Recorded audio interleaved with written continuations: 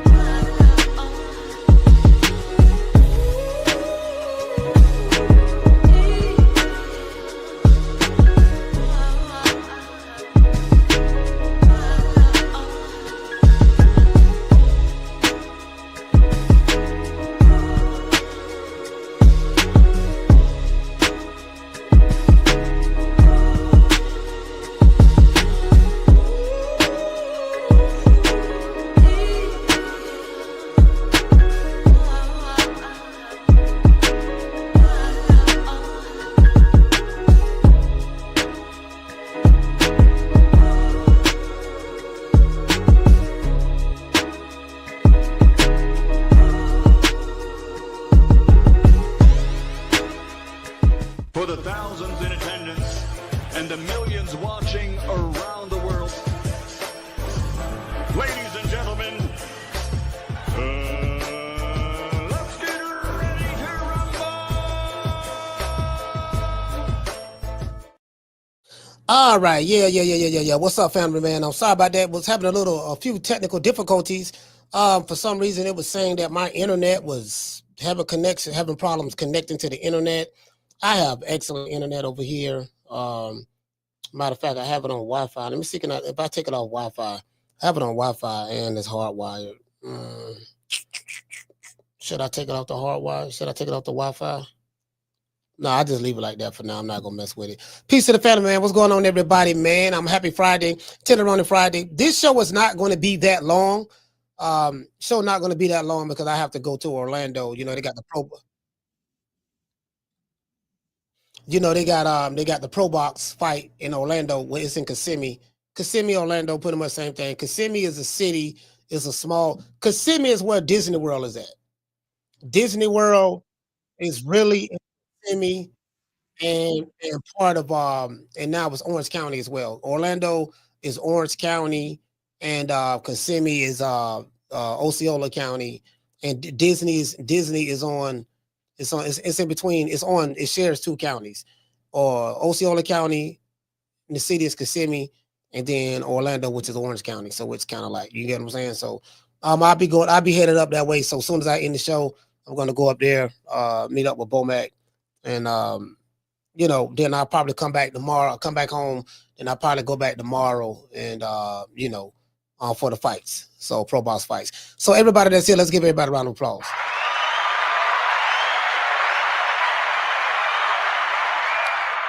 Yeah, man. So I'm not gonna lie, bro. I do like the Pro Box cards.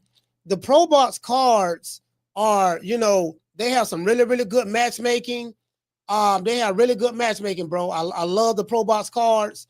You have some of the well-known names on there sometimes, for fighters who kind of like, they was with PBC, they was with they was with Top Rank, or they was with whoever. Mostly I've been seeing a lot of PBC fighters, a few of the PBC fighters leaving, going over there because they can't get dates. So Eric Salubin is fighting tomorrow night. They did the weigh-ins, they made the weight and all that stuff there. So we're going to see. We saw Jared Hurd over there as well. Who else we saw? We saw what other PBC fighters we seen over there? Don't be surprised. I want to tell y'all something. Don't be surprised if you see an Adrien Broner over there soon. You might see an AB over there. If the Don King thing don't work out, you know, AB gonna need some money, and he don't know how to do anything else but fight. You know, I think he said he'll go to the streets, and you know, he about selling bricks and all that stuff there. So y'all hold on, we'll see. I know he said something about selling bricks. Yeah, I know it. I think, you know what I think he said something about selling bricks or something, right? So I don't know, you know what I mean? So if he want to go sell some bricks, and I don't know if he want to do that right now. You know, they gotta, the feds ain't bullshitting right now. So he say he want to see, you know, think about selling bricks and all that stuff there. And if AB is selling bricks, you know, that's what he said, not me. I ain't snitching on him. You know, it'll be a shame because you made all that money, and then now if you back to selling bricks, taking penitentiary chances, Lord have mercy. To this day. I don't know what to say. I don't know what to say. You know what I mean? I really don't know. So a lot of these guys, hey, shout out to G5 from the Bronx, the lovely Miss Black Panther. Shout out to John, CJ from the 504, Green Eyes Pete, Jazz Funk 22. Sorry for the technical difficulties, guys. We had technical difficulties in the beginning. You know what I mean? So it is what it is, man. Do we have over 100? Yeah, we have over 100, man. Let's give everybody a round of applause.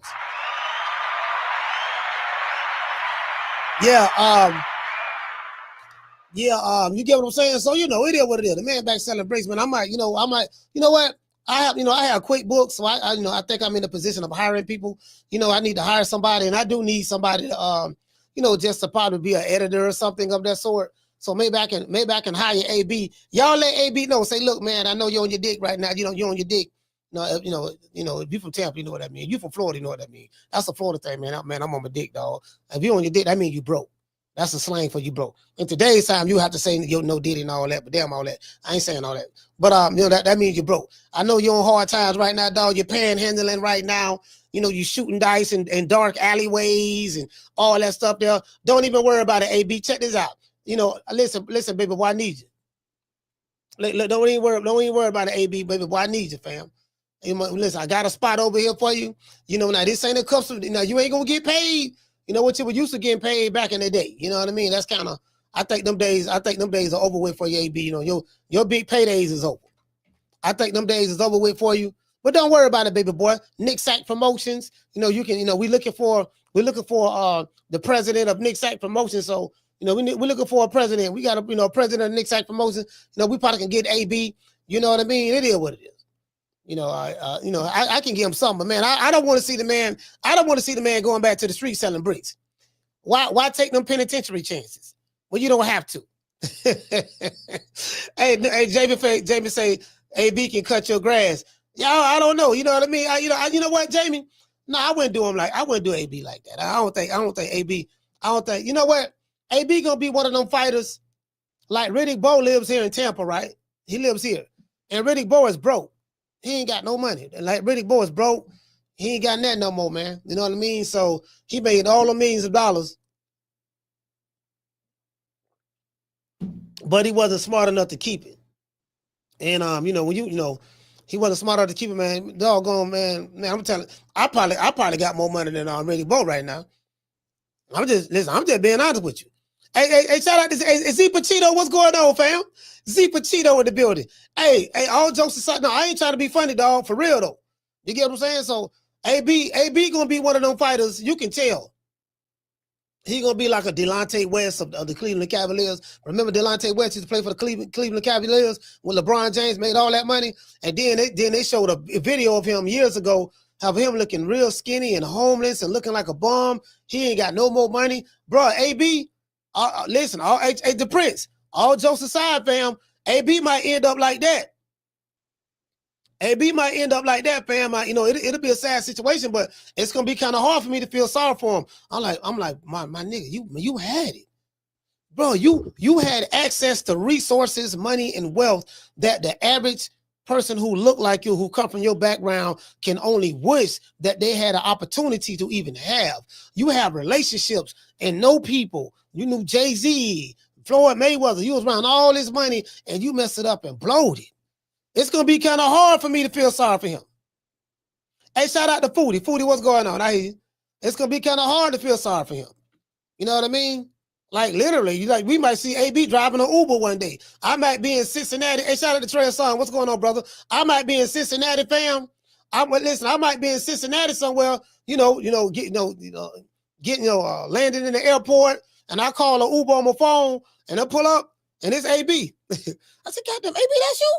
You know what I mean? Yeah, that's me.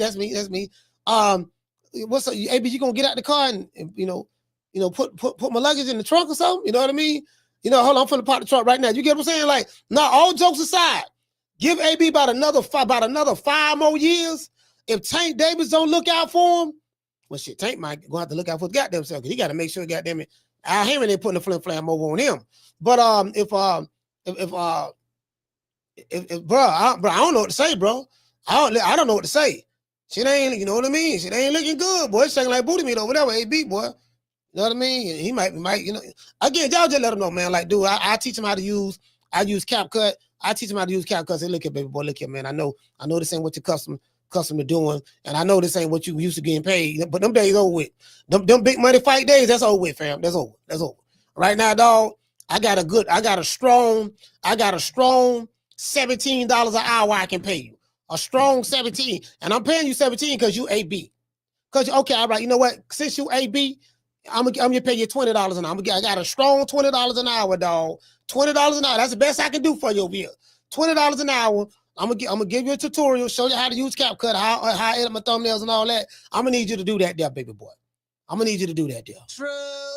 Yeah, I'm gonna do that. True. Shout out to the Tenderrooters, man. Today is Mother's Day weekend. You know what I mean? It is what it is. I would like to give a special shout out to this one mother. Her name is Mama Hofield. Mama Hofield, Mother's Day is Sunday.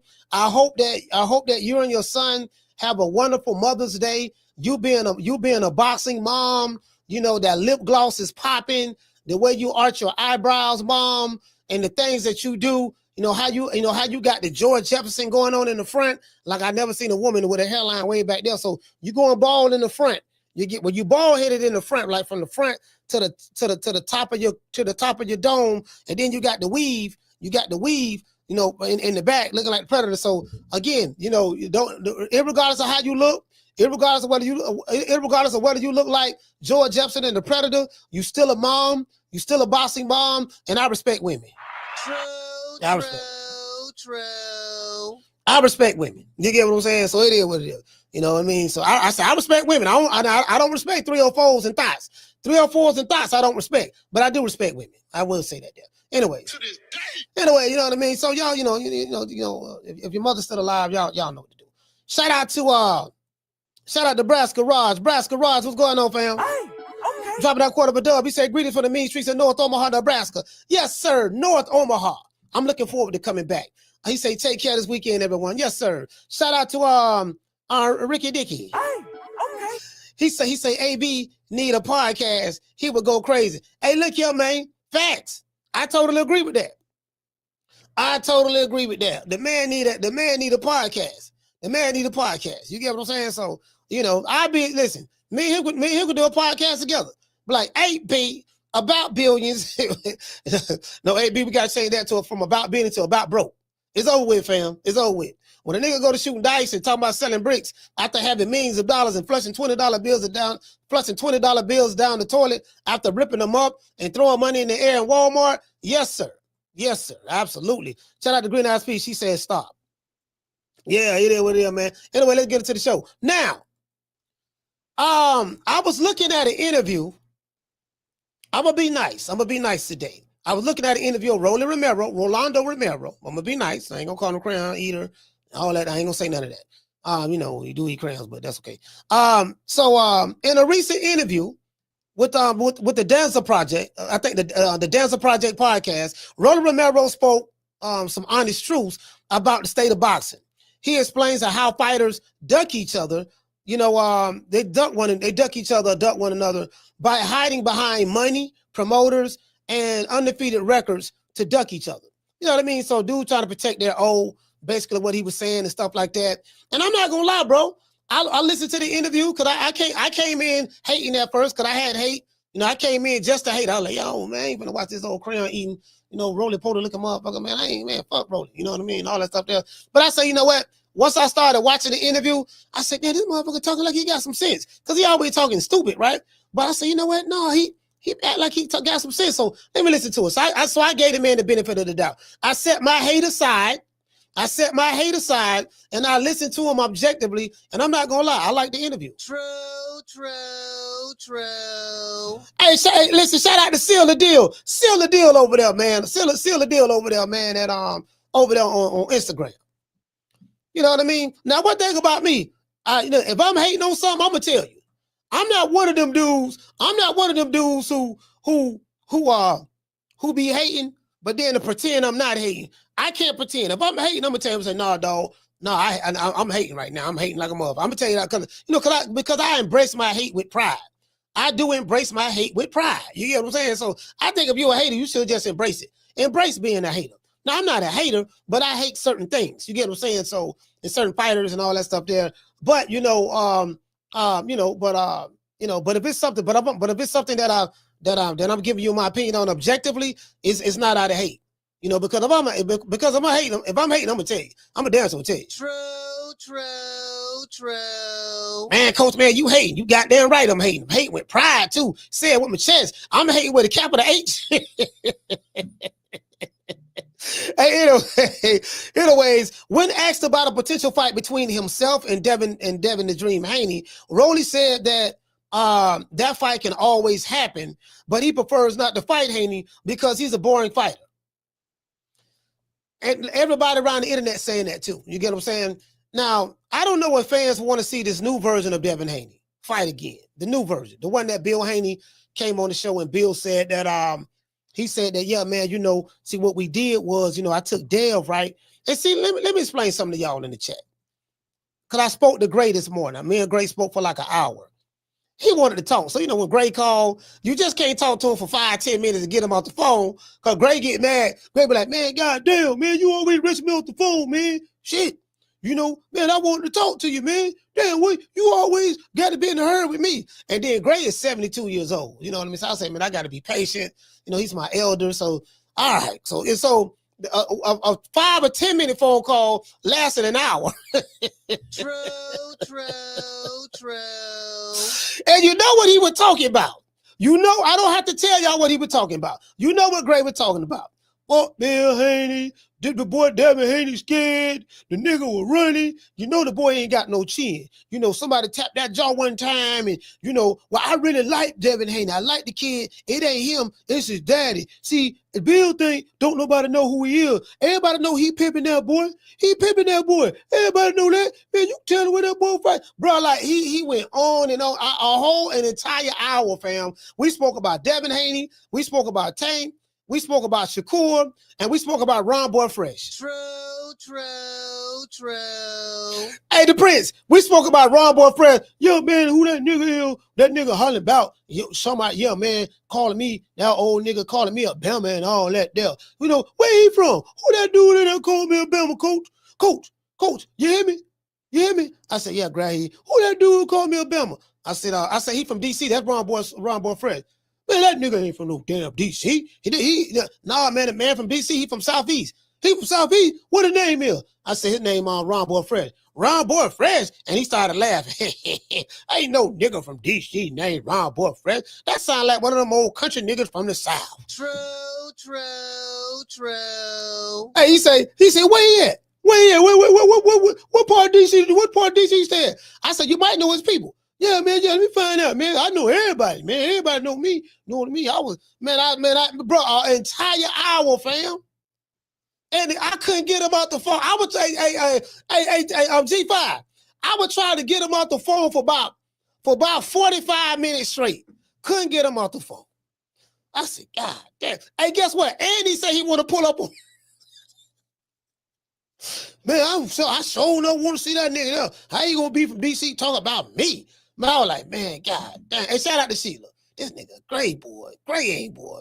Hey, but listen, Gray at 72, Gray want to pull up.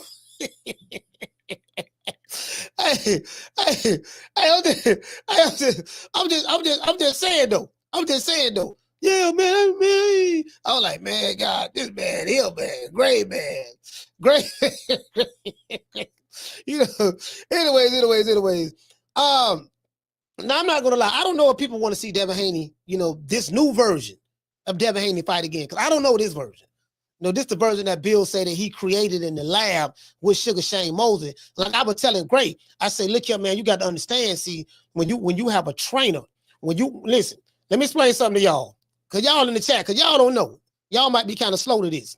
But when you have a man that's multifaceted like a Bill Haney, when he can be the president of DHP Promotions, you know, one of the biggest and best promotional companies in the game, and then he can be the manager and trainer of one of the world's greatest fighters of all time, you know, in this day and time, in Devin the Dream Haney, and he put the dream and he put the dream in between Devin Haney. He made that dream become a reality. And then now, you know, so when you're juggling several different things and being a father and being a husband and being a parent and being a trainer and being a president and being a promoter of DHP Promotions, you have to be multifaceted. Do you get what I'm saying? And then what he did was, you know, when he went to Mayweather's promotions, Mayweather's gym, and he trained with Mayweather Senior, who taught his son the shoulder roll, and then he trained and worked with Mayweather Jr. So he took that Hall of Fame,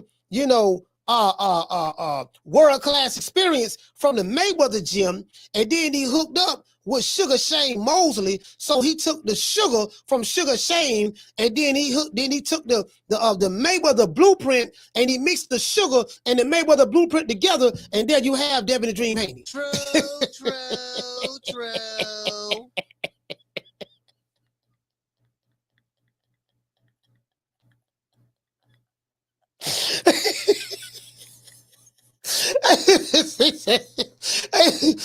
See what we got to do. See, brothers and sisters in the chat. See, Foodie, y'all don't understand. See, see, Jamie say stop the cap.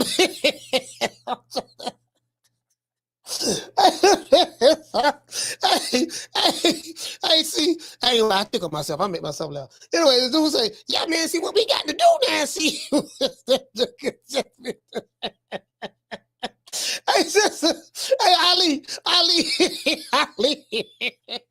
Ali, just imagine. Now, see, brother Ali said, what we got to do now, brother? See, check this out now. See, what we doing now. See, we going to take a little bit of, see, you got to understand. See, it ain't but 3 sugars in boxing. You know that? You know it ain't but 3 sugars in boxing, Ali. We got Sugar Ray Robinson, R.I.P. to the legend. We got Sugar Ray Leonard, and you know that bad mofo, and we got Sugar Shane Mosley. Now, we got a third of the sugars. Out of the 3 sugars, we got the last. You get what I'm saying? So what we had to do now, you got to understand now. You know, it was an intricate scheme that I put together, and because I'm a black man in America, and you know, and them folks hate to see a black man come from the bottom the way I did, and how I, I took the game from deep East Oakland, and then I mixed it with possum juice. So you got to understand. See, I took the game from deep East Oakland, mixed it with possum juice, sprayed a little bit of Fillmore Slim on there. You get what I'm saying? You know, with a drop of E40, and then when I put, you know, and just a little bit, like a half a cup of Donald Goins and a little bit of Rudy Ray Moore. And when I put the pimping down and the macking and stacking, and then, you know, I took what I learned from Mayweather and mixed it with Sugar Shane, and you got sugar, you got Sugar Mayweather. True. Hey, RJ, see what I did now? Once I took the sugar from Sugar Shane and I mixed it with the Mayweathers, we got Sugar Mayweather. So when you see Devin the Dream Haney, it's a cross between Floyd Mayweather and Sugar Shane Mosley. That we got Sugar Mayweather, baby. To this day. Anyways,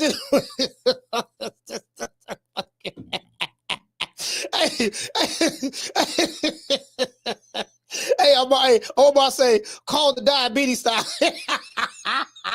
He said, hey, they go Foodie over there hating again. Hey, Foodie, you got to stop hating, sis. She say more like Splendor Mayweather. Hey,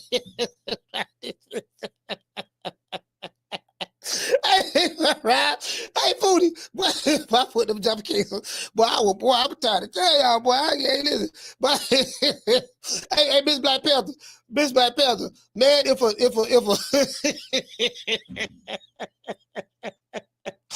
Hey, you know what? I ain't gonna. Hey, I can't even front. I can't even front. Hey, boy, I'm on this goddamn tropical slushy right now, boy. If y'all ain't never had no tropical slushy, Lord have mercy, boy. This shit right here, boy. Hey, but you get what I'm saying, though. Hey, so check it out, though, right? Check it out, though, boy. But if a motherfucker listen to me long enough, I'm gonna tell you, boy, if you ain't got no confidence, I tell you what, y'all can call me after hours. I'm charging, though. You can call Coach Malachi after hours. If you someone in the chat or you somebody who is suffering from low self-esteem and you need somebody that can help you build your confidence, please call me. I promise you. Listen. When I finish with you, you're gonna believe you can whoop Chuck Norris, Bruce Lee, Mike Tyson, Muhammad Ali, Sugar Ray Robinson, and a grizzly bear. True. I'm gonna give you what you need. Now. If you listen to me long enough. I'm trying to tell you, boy. Shit, nigga, man, you can whoop that nigga, man. That nigga ain't nobody, man. Man, come on, man, tighten up, man. Look, I know you ain't finna go out like that, dog. God damn, I know you finna go out like that, man. You know what I mean? Like, you get what I'm saying? Anyways, it is what it is. Now, seeing a fighter, I'm not gonna sit here and lie to you, dog. You know what I mean? Like, again, I don't think too many fans are gonna be anxious to see this new version of Devin Haney again. And the reason why I say that is because of this. Seeing a fighter take a fight or flight position in the ring is not good. It's not good because, the fans know what they like to see. Boxing is the only sport where the product tell the fans, no, man, y'all, we tell y'all what to like and what not to like.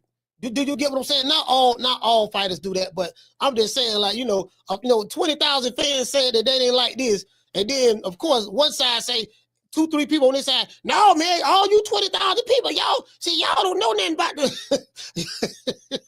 y'all don't know nothing about. Y'all don't understand. Y'all don't know what y'all were looking at. No, we know we were looking at.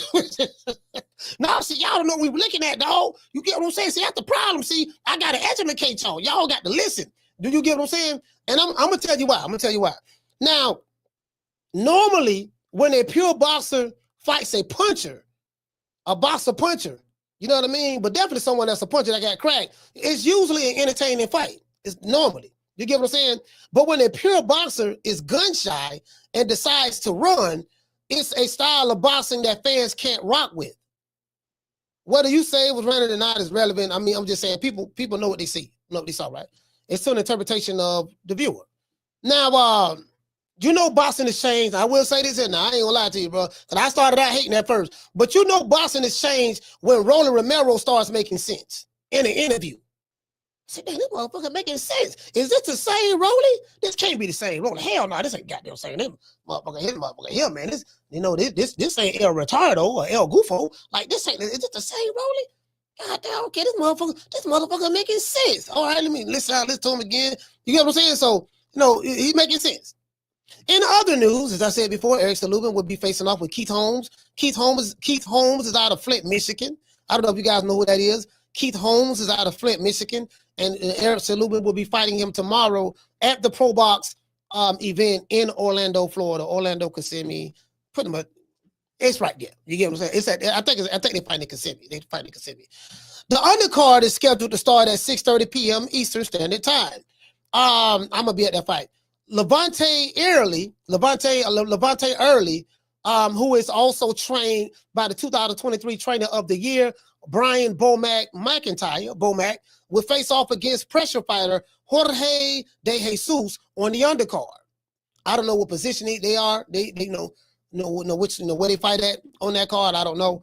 But he's fighting on the card, and I think he's like 18-0 or something like that, somewhere up in there. And I plan on being there. In other news, many Filipino superstar boxers for Blue Bus Sports TV would say Manny Pacquiao. I don't know the arm reach, the measurements, and all that stuff there, so I'm not going to give you that. But Manny Pacquiao will return to the ring after a 4-year retirement from boxing. And he's coming back to face none other than WBC title holder Mario Barrios. This fight will become official after the elections in the Philippines. They have an election going on in the Philippines. Manny Pacquiao was a senator for like 5-6 years or something like that, 5 years or whatever.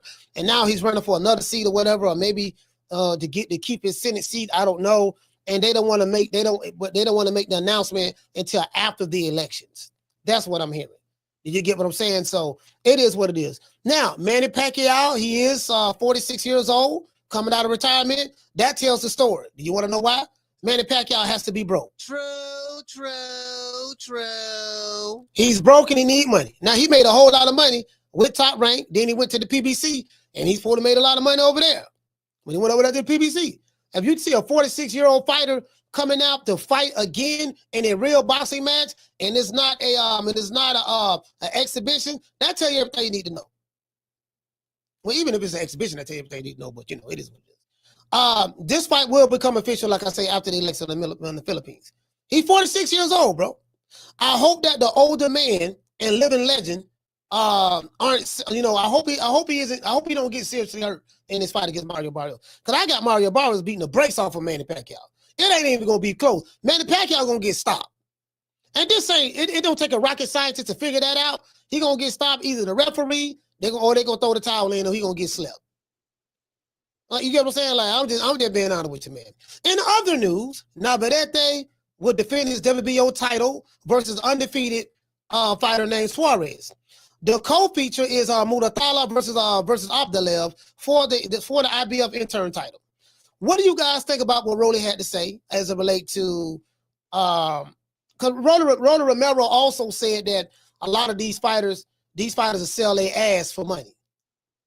And he I'm gonna let you guys hear what he had to say, because he gave a scenario about what happened with the Devin Haney and Shakur Stevenson, like when an offer or whatever, when Shakur wanted to fight, said he wanted to fight Devin Haney, and Devin Haney and them said, hey, look, I'll fight you, but we'll give you a 25% and split or whatever, and 75-25, because Devin had all the belts at the time, but then Shakur said, no, I won't, it got to be 50-50 or no fight or whatever the case may be. And the Haney was just walked off. So he spoke about that as well. And what he said made perfect sense. What he said made perfect sense to me. You know what I mean? So how do you guys feel about Manny Pacquiao coming out of retirement to face Mario Barrios? Let's get into the show. Today's show has been sponsored by the one and only Foster's Barbershop. If you are in the city of Tampa, my city, I love very much, and you want to get a haircut, download the app Booksy, BOOKSY. That's on Booksy. Look up Foster's Barbershop. 1923 West Main Street, West Tampa, Florida, 33607. It's an elegant barbershop. We can play golf in the back. It's a tiki hut in the back, tiki bar as well, tenderoni serving drinks, and we can go out there and play putt golf. You know what I mean? I think it's 9 hole. Is it 9 hole or 10? I think he got 9 holes out there. 9 holes or whatever the case may be. No Diddy. So you get what I'm saying? So yeah, man, that's what we like to do. And we're gonna start a league and everything. Yeah, man, y'all sign up, dog. Anybody want to see me on the greens? We're gonna fight it out. We're gonna fight it out on the play golf course. True. Yeah, we're gonna fight it out on the play golf course. Hey, shout out to Ricky Dickey. Hey, okay. He said maybe you should contact him and tell him that. You know what? I don't know. I hear AB is one of them real ignorant niggas, so I don't know. You know what I mean? Sometimes you gotta let them do their thing and crash out or whatever. So, and I hear he's one of those type of dudes you can't tell nothing. He know it all. So you got to leave them dudes like that at bay, to be fair, brother. Shout out to C. Urban the Wiz. Okay. Dropping out $250. He said, can I apply for that job? I'm 100% vet. Got nothing but time. Familiar with CapCut in Orlando. Bo Key, Sanford. Oh, you from Bo Key? You from Bo Key. Okay. See, Urban, you from Bo Key. See, Urban, I used to live in Orlando. I lived in Orlando for 5 years. You get what I'm saying? I went to Full Sail, and I had a little something. I had a little something I used to, you know what I mean? Do a little something with back in the day over there in Bo Key. You know what I mean? Now you got to be old school to know Bo Key. Shout out to C. Urban, man. Yeah, brother, we definitely gonna talk about that. Shout out to Jamie. Okay. Dropping that quote over. Damn, dubbing your boy. He said, Roller ate the crayon of wisdom. It started making.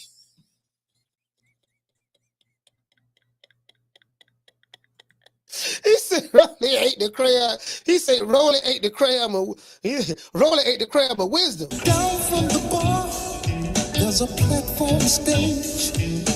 People pimping, sharp as razor blades. Hey, hold on. Who said that? Who said about the crayon of wisdom? Hey, Jamie Vasquez, let's reenact that. You say Rolly ate the crayon of wisdom. Let's reenact that. This is Rolly before he ate the crayon of wisdom.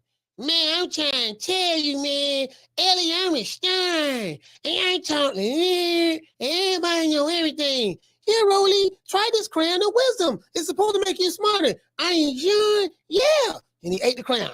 Oh, man, that crayon taste, man, this crayon taste. Yeah, man, you know what? This crayon tastes good, man. Hey, man, good looking out on that, man.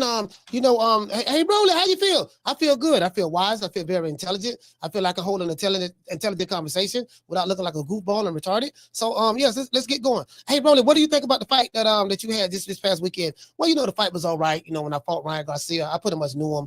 I knew that all I had to do was keep my right hand up, protect my chin. It'll take away his left hand. And I knew anytime he tried to throw it, I can block and counter it as well. So that's what happened with that. I'm like, God damn, that's the same Romero. Yeah, he ate the crayon of wisdom. True.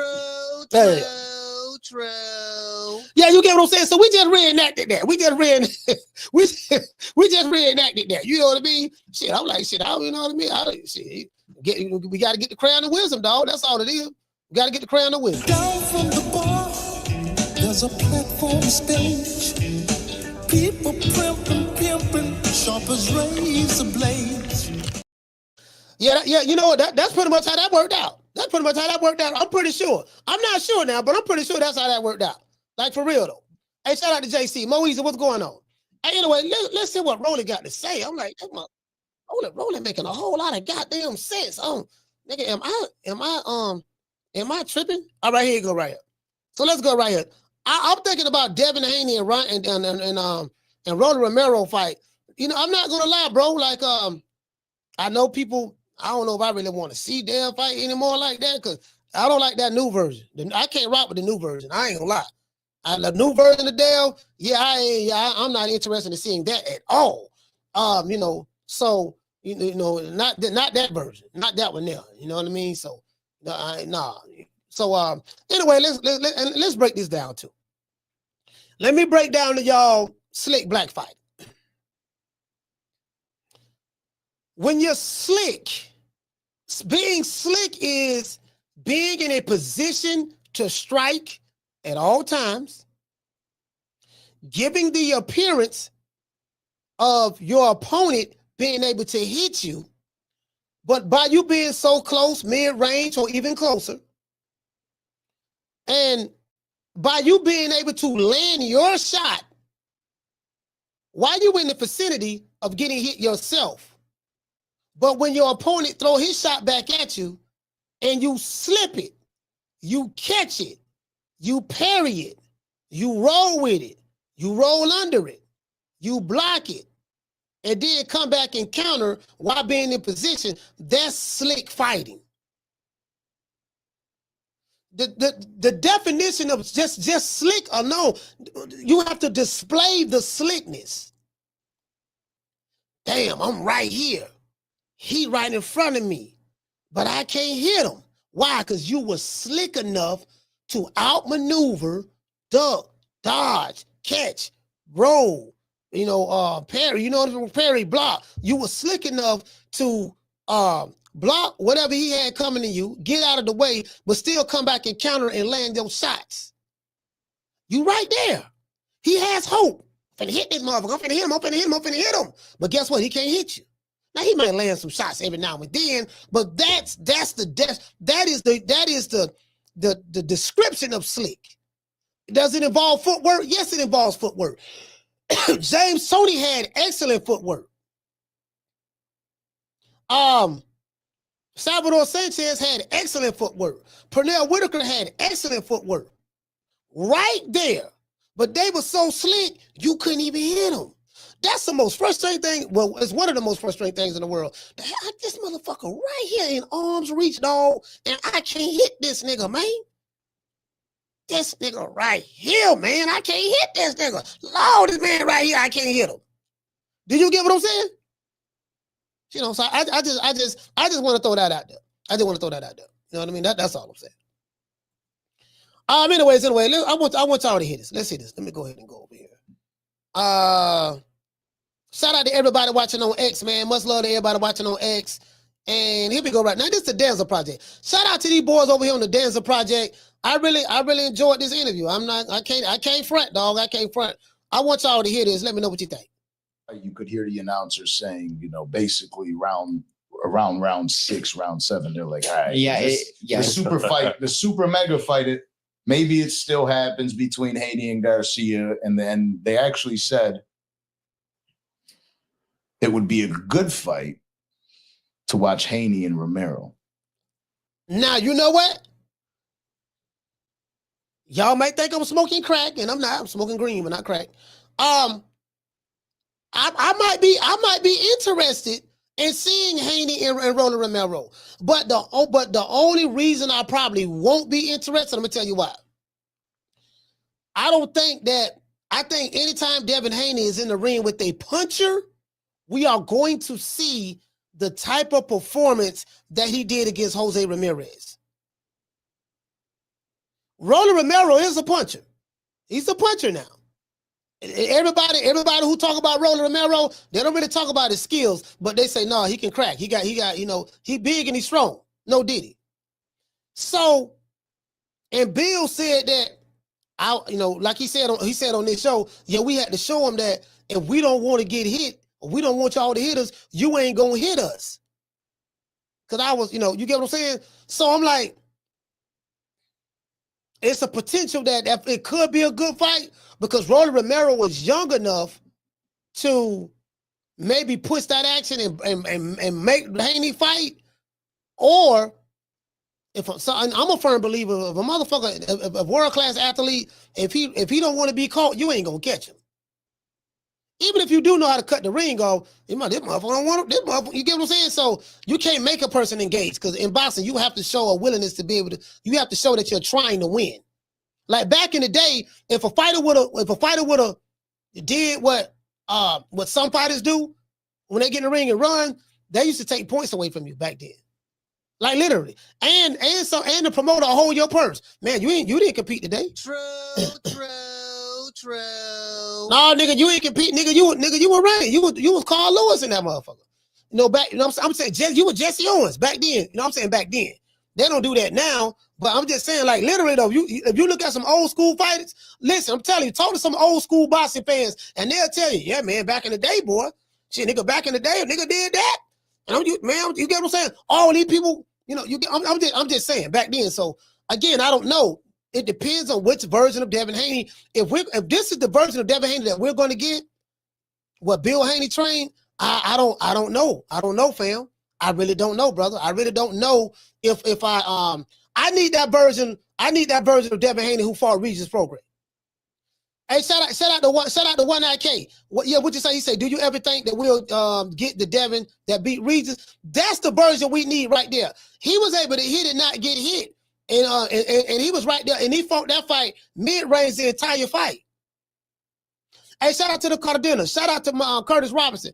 Shout out to Mason from Flint. Listen, if we can get that version, the one who beat Regis Prograde, that version is bam. Or the one that fought Lomachenko. And what you say, Foodie? You said I think the version we saw of Devin last Friday is the only version we're going to see moving forward. Hey, you know what, Foodie? Check this out. Hold on, where's she at? Hold on, Foodie. I'm going to pull you up on the screen right now. Do y'all see what Foodie just said? She said, I think the version of Devin Haney that we saw last Friday is the only version we're going to see moving forward. You know what? I fear that as well. True. I honestly fear that. True. Hey, Foodie. That's what I fear. I fear that. I honestly do. Because that version tells me that he's done. And he's just collecting checks at this point. He's done, and that's the thing, like, and I don't know if I'm not going to pay for that. I'm not going to pay for that. I'm just being honest with you. I'm not paying for that. I wouldn't pay for that. I'm like, man, I ain't paying for that. Like, I have to see, like, again, what the Devin Haney that fought Regis Prograde, he fought a masterful fight. He did everything but stop him. He could have stopped him, but Bill said that he told Dev not to stop him. Because Regis Prograde was ready to go. If Devin would have stepped to him, he would have got him out of there. But Bill was like, "No." He told him, "Don't do it." And I thought about that, right? I'm like, why would you want to go 12 rounds with somebody who's a sitting duck in the water? Hey, shout out to Summer in November. He's a sitting duck in the water. He's a sitting duck. So why not just get him out of there? You don't get paid for overtime. Like Regis Prograis was visibly hurt during that fight. Shout out to Summer. Shout out to Ruben Allen. CJ from the 504. He was visibly hurt during that fight, and he was tired. Devin Haney could have got him out of there, but per instructions from his dad, he told him, no, we just wanted to show him that we could beat him for 12 rounds and take the left hand away. You get what I'm saying? So I'm like, all right, whatever you say. Like that's dumb. Because what if Regis Prograis would have caught him with a, caught him with a punch and got him out of there? And it's like, dude, you could have stopped this dude in the 7th round, 8th round, or 9th round. You played with him to the 12th round, and then now look at you. Do you get what I'm saying? So, I don't know. I don't know, fam. I don't know. And that's what I fear. And guess what? If the buying public believes that this is the only version of Devin Haney that we're going to get from this point forward, guess what? He's done. Ain't nobody buying. Ain't nobody going to buy his fights. Now, it doesn't matter because, they hooked up with Turk Al-Sheikh. So Turk Al-Sheikh going to be the one to take the financial hit on overpaying for the fight and the fans not being pleased. But that's on them. See, that's another thing too, right? I don't know if y'all thought about it this way. If you're Turkey Al-Sheikh, you got money to blow. You throwing money away left and right. You paying fighters 20 times. You paying fighters 4 and 5 times more than what they ever been paid. You get what I'm saying? You're paying fighters 4 and 5 times more than what they ever been paid. If your brand, if you're Turkey Al-Sheikh and the Arabs and the Arabs, if your brand shows a reputation of putting on a shitty product, man, that motherfucker charging pay-per-view, dog, and man, I buy this shit, man. This the kind of fights I'm gonna get. Then that's gonna mess your whole brand up. So you still have to keep that consistently of, I want to give the fans exciting fights. See, you can't forget the mantra.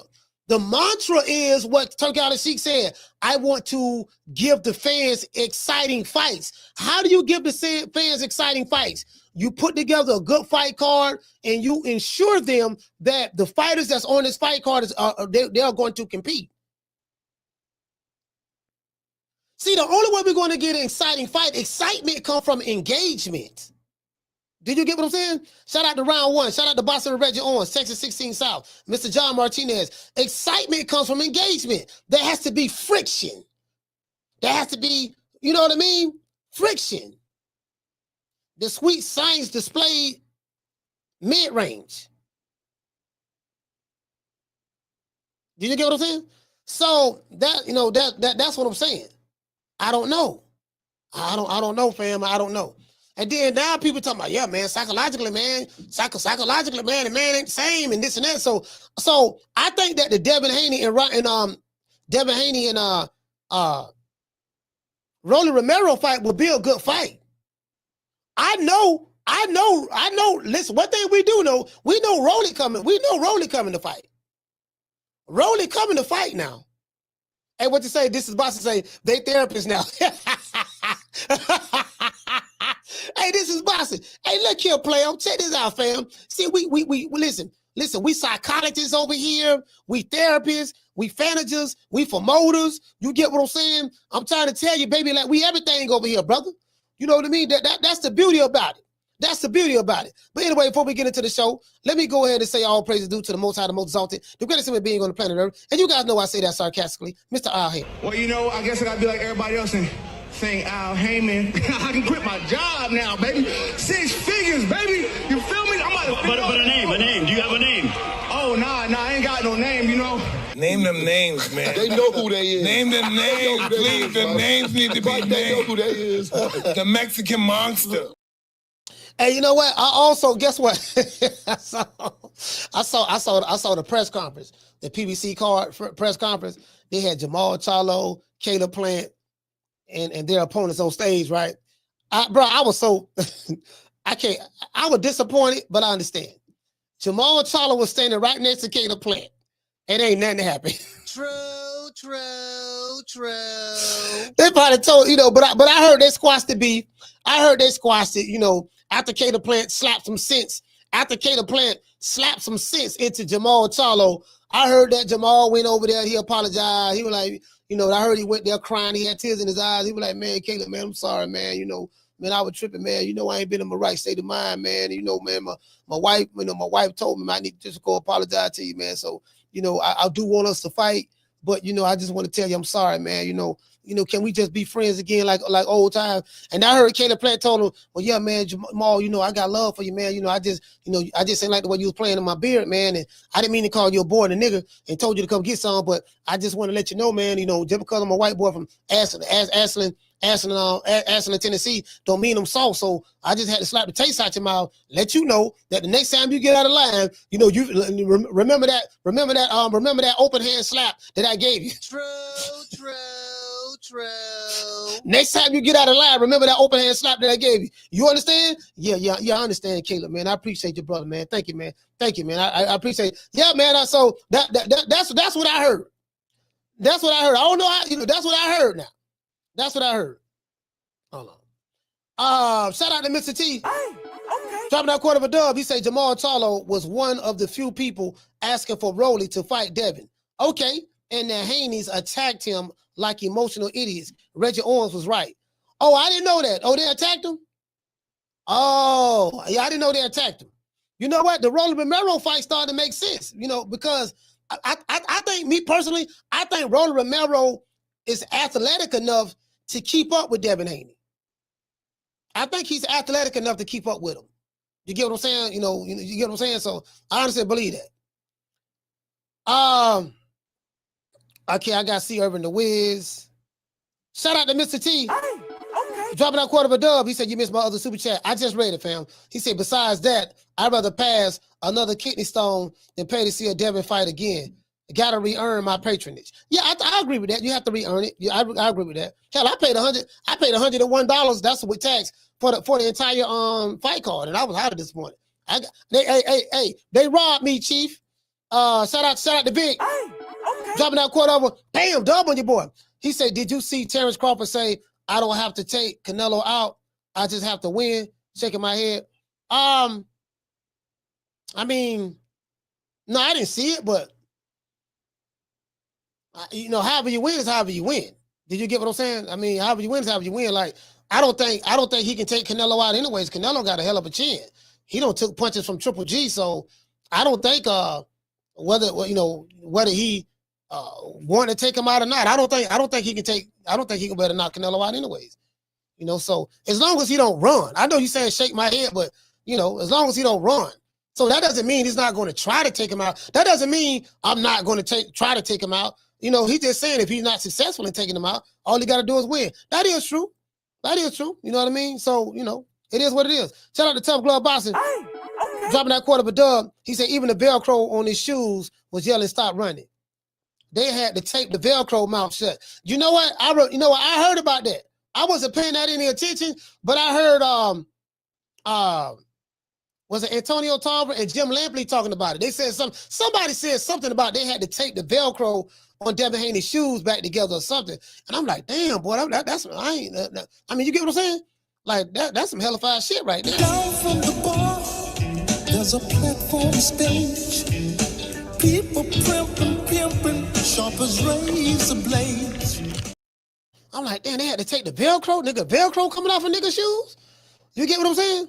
So, I mean, yeah, you get what I'm saying? Like, they gotta take the Velcro. Yeah, dog, the Velcro don't came off, fam. For real? Yeah, it don't came out, dog. I'm trying to tell you. Hey, check this out. I'm looking at this, man. Gabe Rosado. I don't know if y'all seen this yet. Gabe Rosado, man. Bro. Where that video at? Where that video at? Gabe Rosado got a, hold on. Man, this man right here, man. Gabe stole him out, Slim. Man, Gabe Rosado ain't playing over here, boy. I want y'all to see this here, fam. I want y'all to see this. Y'all look at Gabe Rosado right here.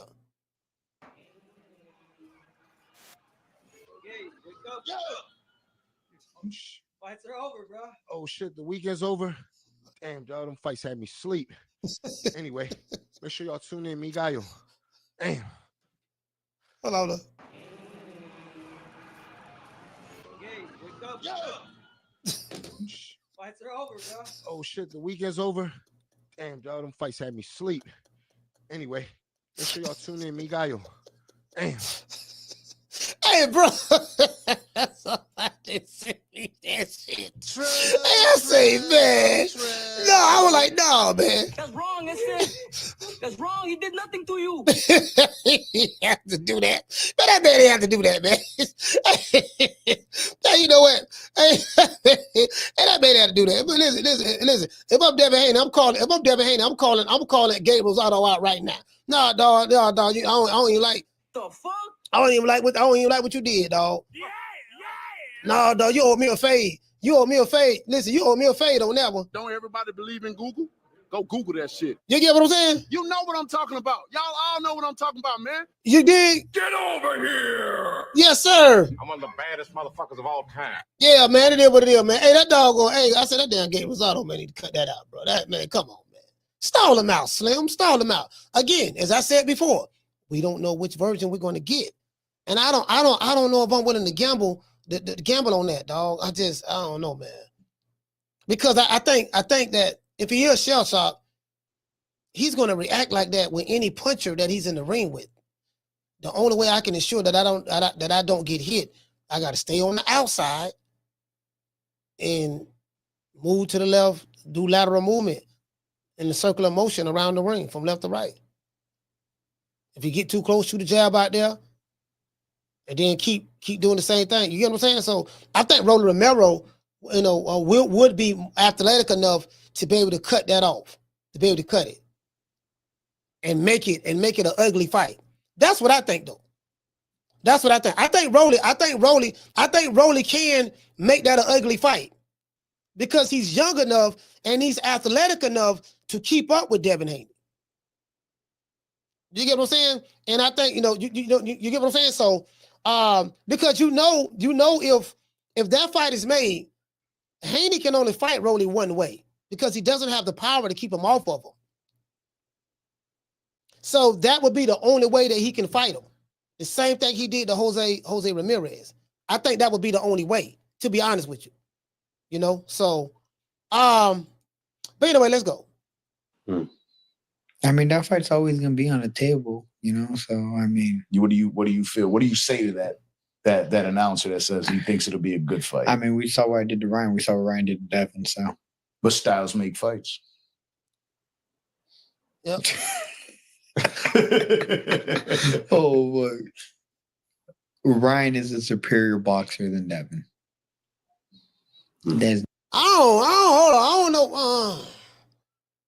don't know if I can put superior and Ryan together, but I guess he's saying in comparison to Devin Haney, he might say that's a superior fighter. But I can't say that because the man was on drugs. So I don't know.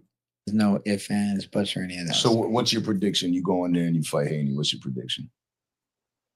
Ryan hit him with a left hook. You think I'm not gonna hit him with a left hook? I noticed when you were fighting with Ryan, you went to the body a lot too. Kind of how Tank did him, and that ended up being his demise. All right, so that's that. Let's go to the 105 mark. I don't know. You know what, fam? I'm not gonna lie, bro. I think that fight kind of makes sense now. I'd rather see that fight, Devin Haney and I'd rather see that fight, Devin Haney and a Rolly Romero more so than a Devin Haney and a Ryan Garcia. Do you get what I'm saying? Because I think Haney will fight Ryan Garcia the new way. He's gonna fight his new version that he fought against Jose Ramirez. He's gonna fight Ryan like that. Now, and he'll beat Ryan like that. Devin would beat Ryan just like that. He'll beat him because Ryan Garcia only have a left hook. But now, by Devin moving lateral the way he's fighting now, Ryan won't be able to sit still and land that hook. so Devin can continue to do what he's doing like that. Jab. It'll be a snooze fest. Jab, jab, jab here, jab there. You know, I land 4 punches this round. You land 1 or 2. You know, I land 3 punches the next round. You land 0. And we can't sit on our shots. You know, you can't sit on our shots because if we sit on our shots, we fear, you know, other shots coming back. Did you get what I'm saying? So, you know, I think I once thought that fight was going to be huge.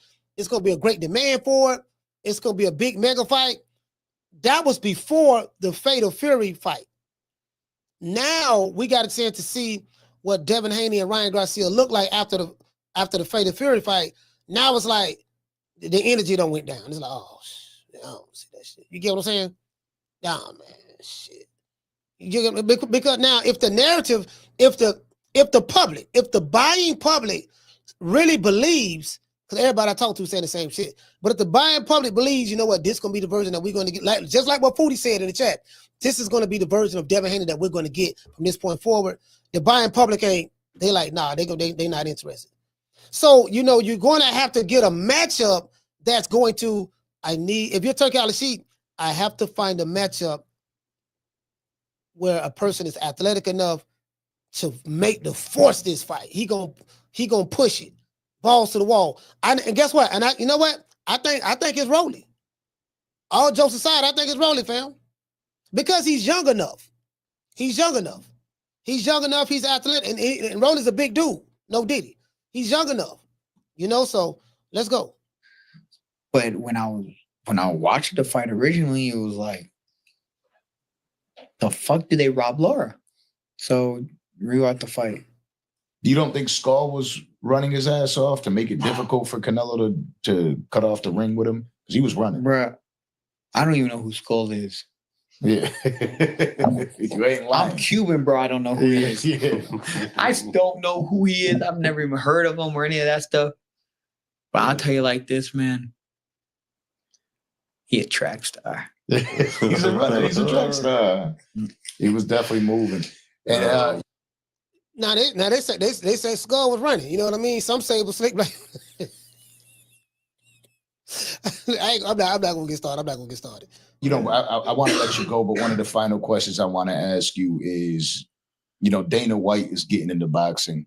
Do you feel boxing would be better served if it was mandatory? Like you're going to fight him instead of the way it is now? It is. You have mandatories. Yeah, but it's more like people duck fights all the time. They duck fights because they're all under different promoters, and people they'll sit around. They're like, oh well, I'll just take step aside money, right? Yeah, and they'll go let somebody fight instead of them because they want to get an extra, I don't know, 100,000 for not fighting, you know, or something, you know. Yeah. So yeah, no, it's just everyone's under a different promoter. That's all it is. But you know what though? I hear what Rolly is saying, but you know, I think like, okay, you got somebody like Scampson Lyrowitz. Scampson, you know, he's always going to look out for the best of his interests, more so than his fighter. So we saw what happened with the Keyshawn Davis and Edwin De Los Santos. You know, we saw something on X. It was on X. Well, it said that Edwin De Los Santos turned down the Keyshawn Davis fight because Top Rank was only offering him $200,000. Come to find out, the $200,000 was a lie. Carl Moretti came out and said, yeah, 200 times 2. They offered him $400,000. So Scampson told his fighter, man, they ain't offer you number $200,000 because he has an ulterior motive not to make this fight for whatever the reason may be. And that's the problem when you say, oh, you know, I'm gonna just let my team handle everything.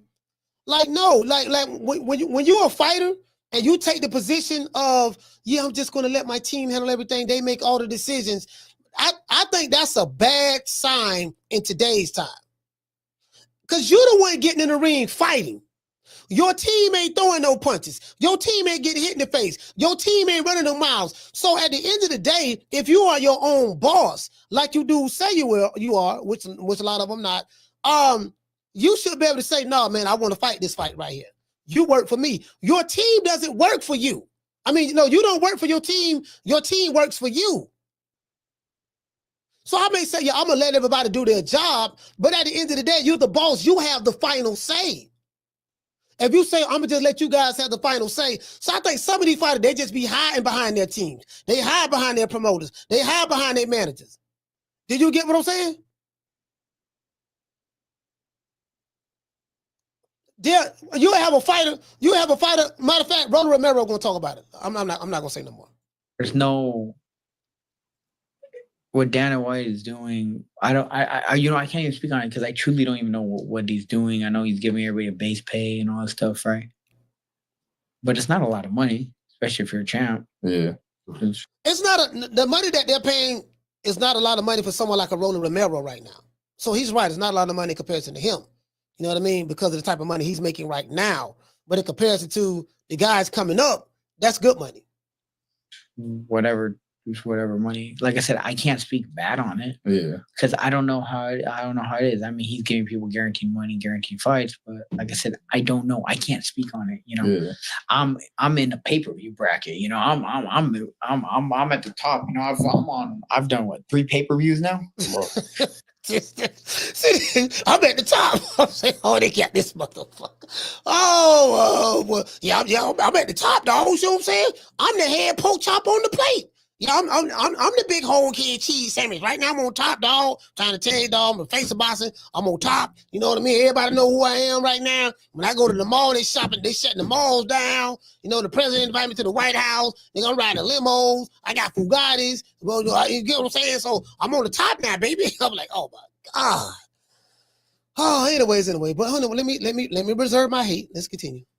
I've headlined 3 pay-per-views now, Because me and Pitbull was a doubleheader. We're headlining 3 pay-per-views now. So I can't even think about like that. I've never had to go through that part of my career. I skipped from no money to a lot of money in one fight. Yeah. So, you seem like, the reason I asked you that specifically is you seem like one of those guys, even hearing you speak both times that we spoke. Actually, all 3 times because we did a Zoom interview too. But you seem like you want to go out. You want to fight the best. I want to fight the best. Let's go.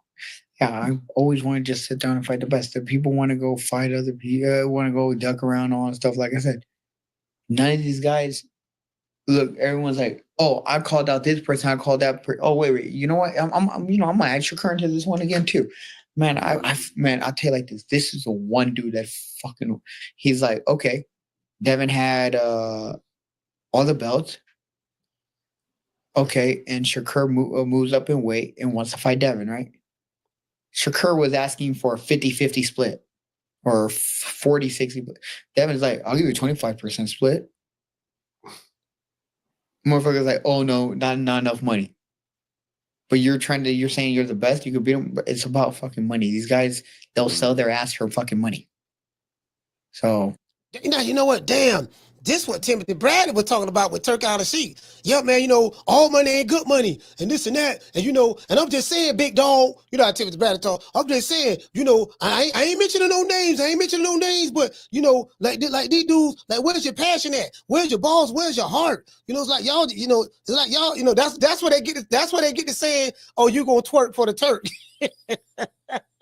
That's where they get that. You gonna twerk for the Turk. I'm like, oh man, there y'all go. Talk about twerk for the Turk. But I kind of, I don't know, man. I've been hearing some crazy stuff about Turk out of Sheik. So I don't know, man. I don't know, man. It might be some validity to that twerk for the Turk stuff. All jokes aside. Yeah. Who's ducking who? If I have all the belts and you have nothing to offer me, take your 25% and shut up. Right or wrong? Right. But shut up. Be quiet. Open yourself. I went to thinking, right? I say, you know what? Damn, he do kind of got a point. I got all the belts. You want to fight me. You don't come to me telling me, look, nigga, it's 50-50 or nothing. No, you want to fight me, fam. I got all the belts. You don't dictate nothing to me. Hey, look, hey, JC, hey, shout out to the Jessica. You don't dictate nothing to me. I'm the head of whole head cheese in charge. You don't come to me, yeah, I want to fight you for your belts, and this how much of the percentage I want. No, you get what I'm saying? So I'm like, damn, goddamn, Rolly making some sense. But no, I want 50% or 40%, whatever he asked for. It don't work like that. That's why there's these fights not being made, because everybody talks. Even Devin, right? When I had the belt, when I had the championship at 35, right? He said that shit so fast. He said, even Devin, even when I had the belt, when I had the championship at 135, right? I'm like, bro, hold on, let's stop. Hold on. Wait, hold on, wait. I can't let that slide. You know, I can't let that slide. Not that one. Hold on, we're gonna continue. Hold on, I can't let that slide. Let me pull this up. Man, I'm tired of this shit. I'm tired. Ain't nobody checking this fool. Okay. Rolly Romero. Let's go to Box Rec. Okay. I just have to do this. And as soon as I heard that, I'm like, no, man, no, hell no. Okay, let's go. Rolando Romero. I have to do this because there's probably some diehard Rolly Romero fans in the chat right now. No, man, coach, man, the man is a three-division world champion, man. The man, you get what I'm saying? And I'm like, okay, let's do this. Okay, let me share this tab. Classes in session. Rolly said when he was a champion at he had one of the belts. He was the champion at 135. That's what he said, right? All right, he fought Jackson Marinez. He didn't have any belts. Avery Sparrow. Jackson Marinez beat him. He got robbed. Anthony Yidget. It's a title not on the line. Yidget, who weighed 5.2 pounds heavy. Yidget down. Rolly Romero beat him. Okay, cool. He stopped him in the 7th round. He fought Gervonta Tank Davis. Got TKO. Ismael Barroso. Gervonta Tank Davis had the WBA title. Gervonta and I think Devin Haney had all of the belts outside of the Reggie belt. Ismael Barroso. We saw what happened with that. Tony Weeks robbed him. Isaac Cruz. Notice you don't see. Notice now he won the belt here. He beat Ismael Barroso for the WBA super title. He beat him. Facts. He beat him for the super title. Gervonta Tank Davis had the WBA regular title, the Reggie belt. And Devin Haney had all of the other belts. He had the WBA Super, the WBC, the IBF, the WBO, and he had the Ring Magazine. He was the undisputed champion. So I'm trying to figure out, for Rolly Romero to tell me or to say in this interview that he was the champion at 135, we need to know which belt you had. Which belt you had that made you a champion? I mean, I'm just asking. Which belt you had that made you a champion?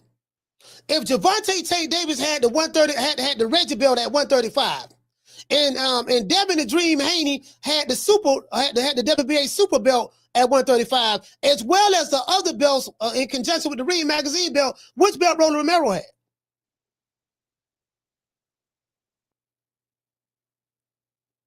Mr. T said he had an intern belt. Last time I checked, an intern belt is not a championship belt.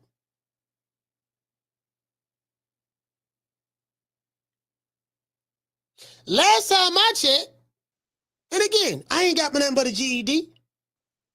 When an intern belt is not a championship belt. Literally. Hey, Mr. T, they making champions up. Bro, you get a belt. Hold on. I'm a champion. What you got? Man, I got this. I got the NABO belt. Okay. I'm a champion too. What you got? I got the PapaJohn.com belt. Okay. What belt you got? I got the whole can cheese belt. Okay. What belt you got? I got the Weenie the Pooh belt. Okay, what belt you got? I got the WBC Pull-Chop Willie belt. Okay, what belt you got? Oh, I got the IBF Shorty Big Nuts belt. Okay, which belt you got? You get what I'm saying? Like, you know, who? You get what I'm saying? Like, how a nigga got all the belts, and another dude got the regular belt, but yeah, you a champion too. So what? They had 3 champions. They had 3 champions. Listen, they had 3 champions. He said, what he say? He said, Mr. G, he said, no, coach, the interim belt is a championship belt temporarily. No, it's not. No, it's not. No, it's not. I don't give a damn what they say. I don't give a damn what they say. There's no way in the history that an interim belt makes you a champion. There's some new shit they coming out with, fam. There's some new shit. No, the interim belt make you a champion. That's some shit they came up with to get some goddamn sanctioning fees. You ain't gonna tell, listen, there's no sanctioning body on the planet that's gonna tell me that. I don't give a damn what kind of rules they're trying to come up with now. No, man, you get what I'm saying? You're a champion too. Okay, if the interim belt make you a champion, the NABA belt make you a champion. The NABA belt make you a champion. Matter of fact, any belt you can have make you a champion, if that's the case. I understand that the interim belt is the belt that's going to get you to the championship belt, the real title. It's interim. I know what interim means. I get that. But don't tell me that made you a champion. Man, I'm the undisputed. So, okay, let me ask you a question. Can you become undisputed with the interim belt? Yeah, man, I'm the undisputed interim champion. Now, come on, man. Listen, bro. See, this what they doing, fam. See, this what they doing in boxing. They got this man holler about here 3 division champion. When Tank had the Reggie and Devin had the Super. And they trying to tell me, bro, that's somebody pissing on my leg and telling me it's raining. No, man, she didn't turn. They got it on their website. And I'm telling you, I don't give a damn what they got on their website. They lying. If that's the case, the NABF makes it, the NABO, the NAWBC makes it, the WBA makes you a champion. That means check this out. We can go to the WBA website right now. They got a list of belts that they have. That means everybody who got a different variation of the main belt is a champion. If you got put it this way, doggone, what's my main man name? Hey, what's the Cuban heavyweight title his name? King Kong Ortiz. King Kong Ortiz. Hold on, let's do this. Check this out. Let's do this, fam. Hold on. I'm finna show you what I'm talking about. Do this shit right here. Motherfucker trying to tell you, yeah, he was a champion. Nigga, please, man. Nigga, please. This motherfucker, I gotta show y'all this here. Y'all remember King Kong Ortiz, the boogeyman of the division?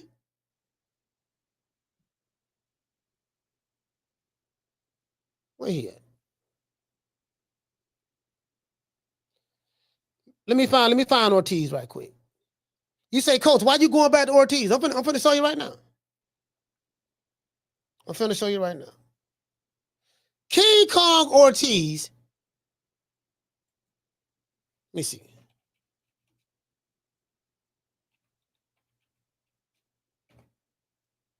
See, can I find it?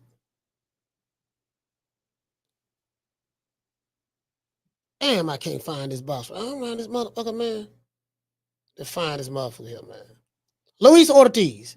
Man, I need to find Luis Ortiz, man. Listen, I typed in Luis Ortiz. It's a gang of goddamn Luis Ortiz. God damn, how many motherfucking Luis Ortiz they got? Heavyweight right here. Oh, King Kong, here you go right here.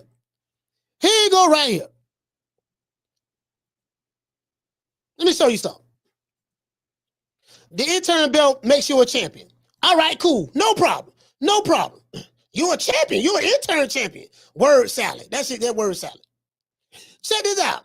King Kong Ortiz had more titles than any heavyweight in the history of boxing.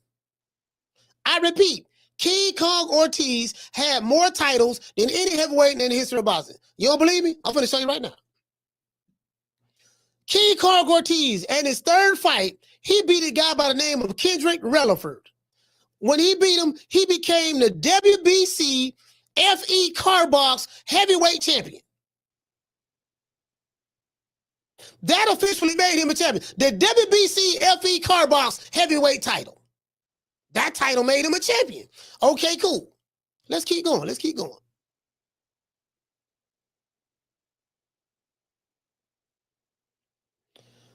A few fights later, he beat a dude by the name of Luis Pineda. He became the unified heavyweight champion. He won the WBC FE Car Box title, heavyweight title. So that's how he became unified.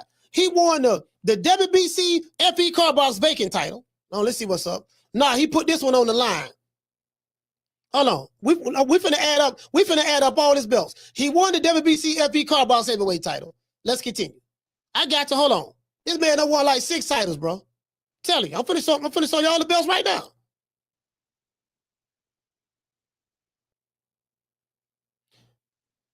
He defended the WBC FE Car Box heavyweight title. He defended that.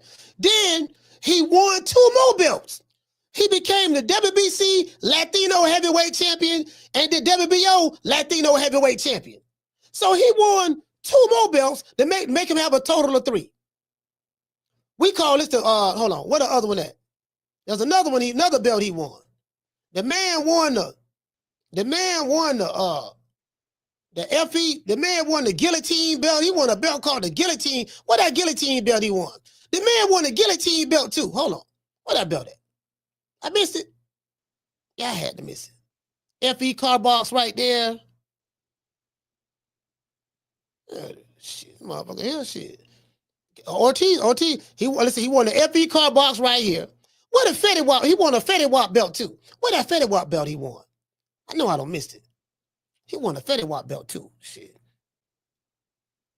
FE Car Box, he defended that title. What a Fetty Wap belt. He won the WBC, WBO Latino heavyweight titles. He won man, where that Fetty Wap belt at? The man won he won a WBA title too. Man, I'm missing it, man. Man, they showed all the belt. They should show he fought Malik Scott right there. The nigga Malik Scott took by 25 dives in that fight. Right here, he won the WBC. No, he fought Deontay Wilder for the WBC heavyweight title. But there's another belt he won, dog. The man won the FE Car Box title. The man won the guillotine title, WBC guillotine title. You know what I mean? He can run around and say he was a champion. What a other one at?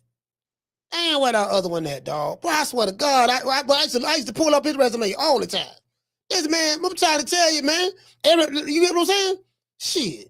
Man, Ortiz had about 5. This man had about 5 or 6. This man had about 5 or 6 secondary, thirdary belts. Damn, what I got down there? That's the Latino. I must be missing it, dog. Then he got the FE Car Box belt. Yeah, the WBC FE Car. That's the Fetty Wap belt right there. That's the Fetty Wap. The FE Car Box. We call that the Fetty Wap. So that's the Fetty Wap belt. But he won a WBA. He won a third WBA belt as well. Damn, let's see that Fetty Wap belt right there. Let's see. God damn, where that motherfucker belt at? Won 2 Latino heavyweight belts. So he was a unified champion right there. He had 3 belts at that time. He was a unified champion. Yeah, he was unified champion right there. Yeah, the motherfucker here, man, shit. Nigga won all these goddamn fugazi ass belts, hollering about, yeah, nigga, nigga, you know what I mean? I was a champion. I'm 3-bit champion. Come on, fam. You know, the intern, I ain't never, bro. I've been watching boxing. I ain't never known no goddamn intern title. Like who counted the intern title? Yeah, man, he was the intern champion. I was the intern champ, dog. I'm trying to tell you, dog, I had a meaningful belt. Man, people only acknowledge the goddamn the main titles. Sit around here with that old fugazi ass. That's that shit. That's that shit they told him. You know, hey, Rolly, you was a champion. How does it feel? Rolly, how does it feel? Man, what is that? Wait, it was a WBA belt he won, bro. Hey, Rolly, how does it feel, buddy? You a champion now. Yes, I know. I'm a champion. Yeah, man, you got the, But anyway, let me stop. Bro, I don't know, boy. I can't find that doggone. But it was a WBA belt he had, fam. I swear it was a WBA belt he had, bro. Hold on, let me see. Is it up here? Let me see. Man, the man, I'm telling you, bro, the man won a. Damn, I know it was a WBA belt. Man, this shit racking my brain, bro. Cause I used to always pull his resume up. Cause motherfucker wanted to holler about, yeah, he was the boogeyman. He was the boogeyman of the division.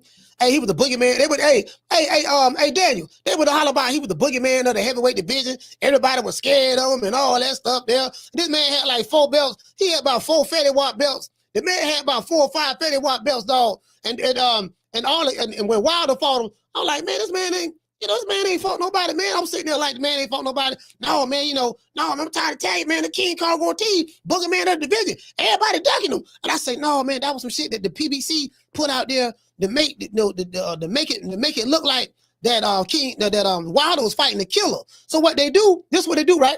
Let's say you got a pork chop. Now I ain't saying King Kong Ortiz was a pork chop. He wasn't. He was a better fighter than that.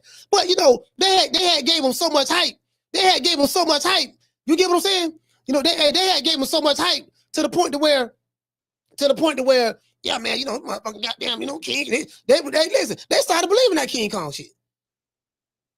Now I like King Kong Ortiz. He's a good fighter. But the man was about 50 years old when he fought Wilder. He was about 50. He was about 50 years old. I'm gonna tell you something. Them Cubans, when they come to America, they always say that they're 7 or 10 years younger than what they really is. I'm telling you. Like look at Rigondeaux. Rigondeaux always looked old as hell. I like Rigondeaux. He was a great fighter. But Rigondeaux always looked old. I'm like, damn, man, y'all talking about the man like 31, 32. Like, man, that man look older than that, fam. That man look way older than that. Like, you got Cuban years, and then you have American years. Bro, I live in Florida, I'm telling you. I live in Miami 20. I'm telling you, when the Cubans come over here, bro, I'm telling you, they come over here, they get out the boat, bro, I swear to God, bro, you gotta, they gonna put, shit, like this nigga 50. This nigga ain't been 50. How old you is? I'm 28. True. Man, you gotta, man, what you talking about? You 20 for real? Yeah, dog, I'm 28, dog. You know what I mean? 28, dog. You know what I mean? It is what it is, man. That's my story. I'm sticking to it. Damn, okay, so we gotta create you a whole new birthday. What year you was born? What year you was born? I'm talking about the man. What year you was born? How old did I told you I was? You said you were 28. Okay, let me see. Wait a minute. Okay, 28 times. What year this is now? It's they took out 25. Okay. Yo, that 1997. Yeah, 1990. Well, 1997. True. You were born 27 years. What day of the month you was born? Okay, so I got the year right. Yeah, you got the year right. Okay, 1997. What day? January? January what? The 4th? Okay, January 4th. Okay, make him a birth certificate. Make him a vital statistics. Make him a birth certificate. The man said,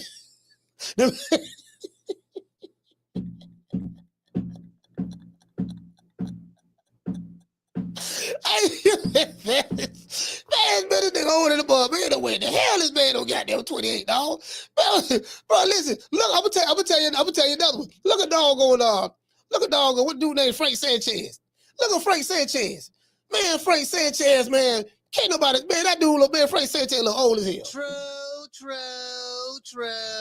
Man, that man in his 40s, fam. That man is in his 40s, fam. Everybody know that. Yeah, man, Frank Sanchez, he in his early 30s, coach. Yeah, Frank Sanchez about 32 years old. I said, he 32 in American years. In Cuban years, put another 7 to 10 years on that. True. Yeah, he 32 in American years. In Cuban years, he about 44, 45. Trying to tell you, bro. I'm trying to tell you. Motherfucking me. You mother be lying and shit. Goddamn Ortiz. Hey, Ortiz had all them doggone belts. I was like, man, nigga, I went to holler about. I mean, you know what? Because I was arguing with the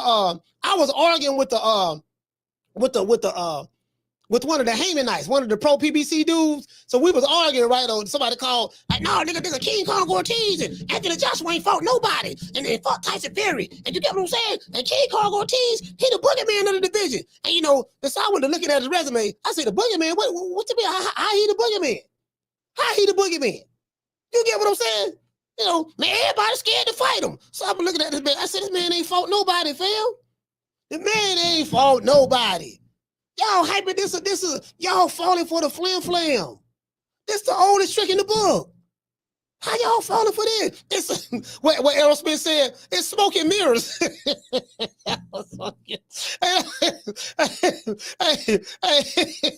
It's smoke and mirrors, man. It's smoke and mirrors, bro. You get what I'm saying? Y'all don't see this? Man, this man, come on. They put a Houdini on your fam. Hey, shout out to Tug Glove Boxing, man. Oh, he said, I already read that one. Hey, shout out to Danny Ash. Hey, okay. Dropping that $2 super chat. He said Africans also. Hey, Danny, Africans do that too? No.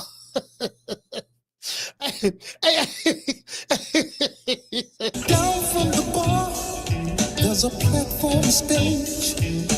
People pimping, sharp as razor blades. Hey, look here. Africans do it too? Damn. You know what I mean? Look here, nigga. You do right, look here.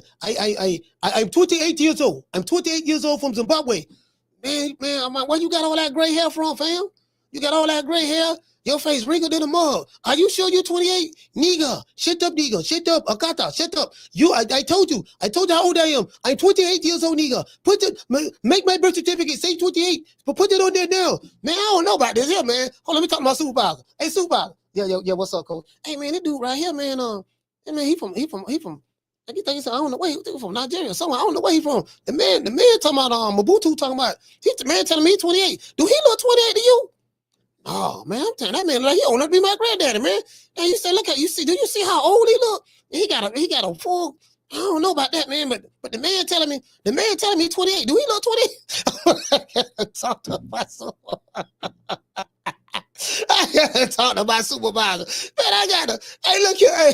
Hey, look here. I gotta talk. I don't know about this. I don't know about this one, dog. You look, man. Yeah, dog. You look older than that, fam. You get what I'm saying? I ain't trying to say you lying. I ain't trying to say you lying now. I ain't trying to say you lying, fam, but, bro, bro. I mean, I know you know your age. But I'm just saying, fam. Yeah, I'm just saying. You get what I'm saying? So it is what it is. Anyway, let's go back. Let's go back over here. All right, so anyway.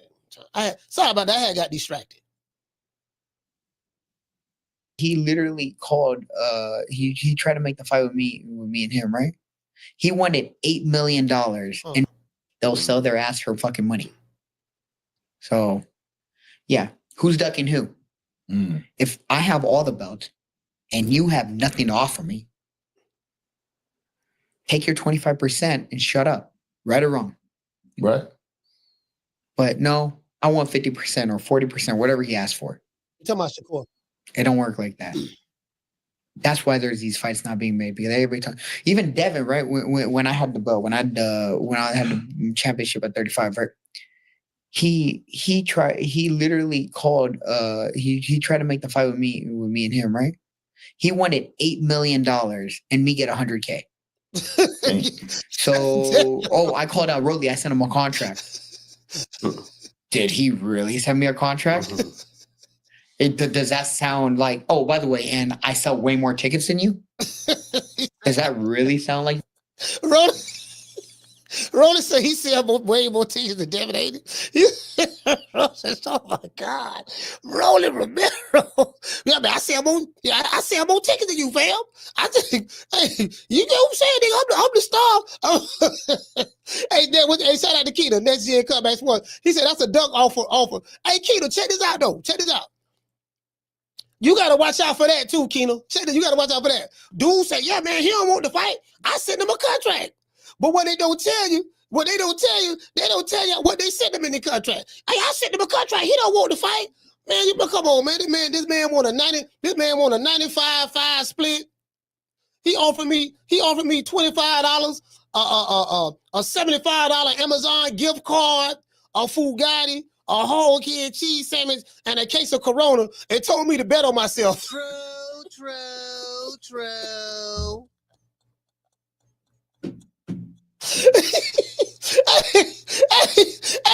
Hey, Texas CT South. Yeah, man, you got to bet on yourself, dog. You get what I'm saying? He got a contract right here. Take it or leave it. Take it or leave it. Take it or leave it. Yeah, I offered him a contract. He don't want to fight. Okay, what's in the contract? Okay, Fugatti. Damn, I don't need no Fugatti. I already got a Fugatti. Buy some crayons. Nah, I got some crayons. I don't eat the crayon no more. Let's see. A 6-pack of Coronas. Man, I don't even drink. A $75 Amazon gift card. Yeah, I already got Amazon. Okay. $500 cash. you know. Yeah. That's about it. True. Yeah, man. True. Nigga holler about then they gonna holler about, yeah, man, we offered Romero the contract. We gave him an offer. He ain't take it. You know, he's supposed to bet on himself. See, you got to bet on yourself, dog. Bet on yourself.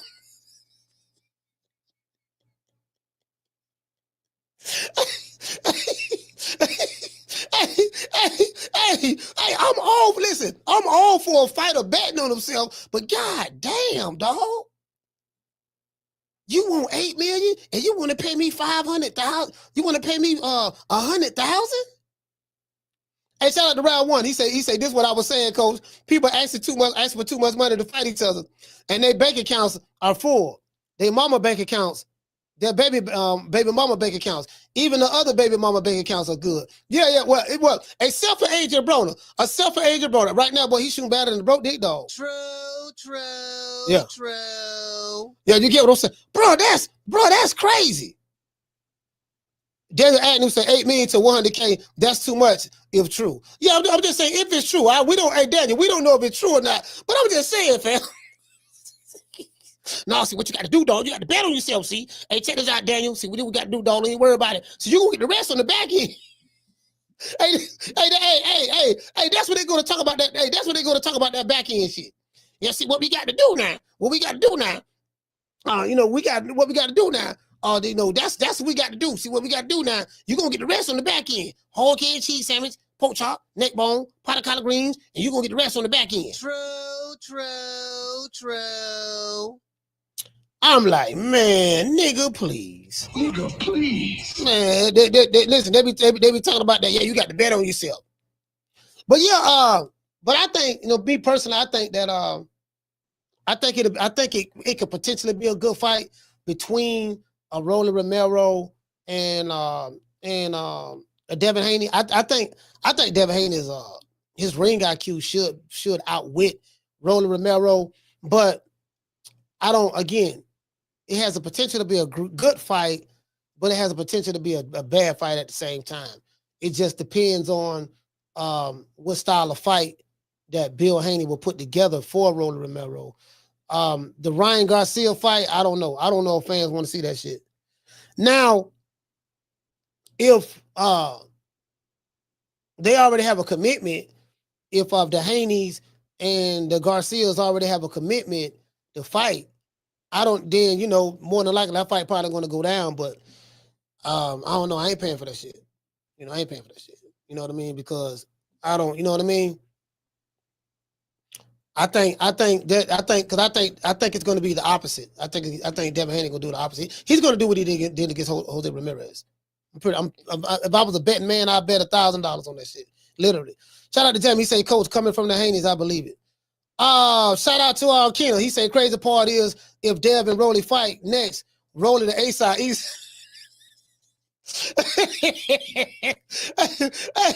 Hey, next year, this the thing though. You say Rolly the A-side. That's funny. I ain't gonna let that is funny. The A-side Devin Haney. But guess what though?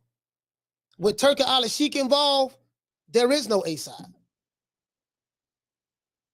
Because A-side normally entails, okay, who gonna get the most money for the fight? I'm gonna get more of the pot. I'm the A-side, so I should get paid. This how much I should get paid. Versus you. Turki Al-Sheikh, like, how much you want to get paid?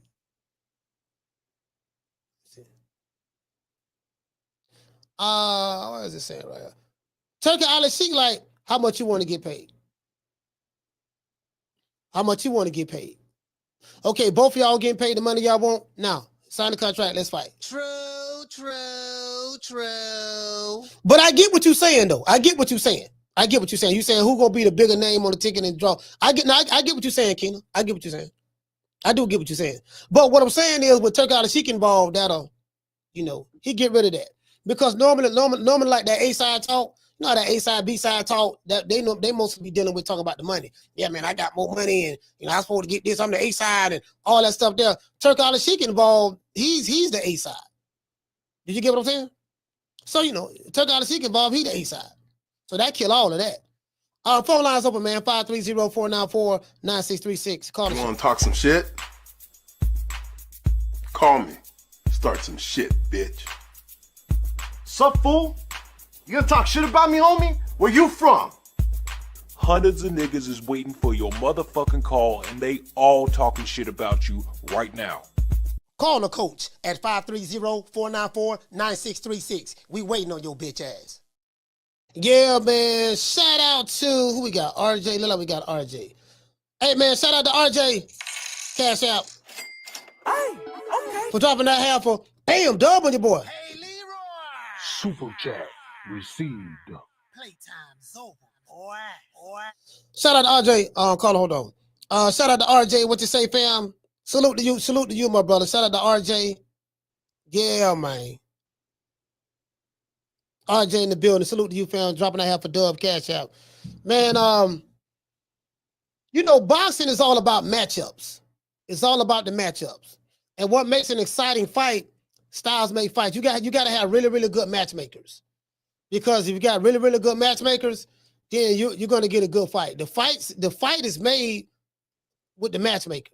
The matchmaker is is the most important part of the process. Because you got, like I say, styles make fights. Hold on. Somebody down. So I had somebody on the phone. They hung up. Caller, what's your name? You calling from? Ken Demetrius, North Carolina. Keena, what's going on, fam? North Carolina, talk to me. What's good? You know how to call in. First and foremost, I got that. Hey, man, you sound like you muffled, man. You must got me on the Bluetooth. Hold on.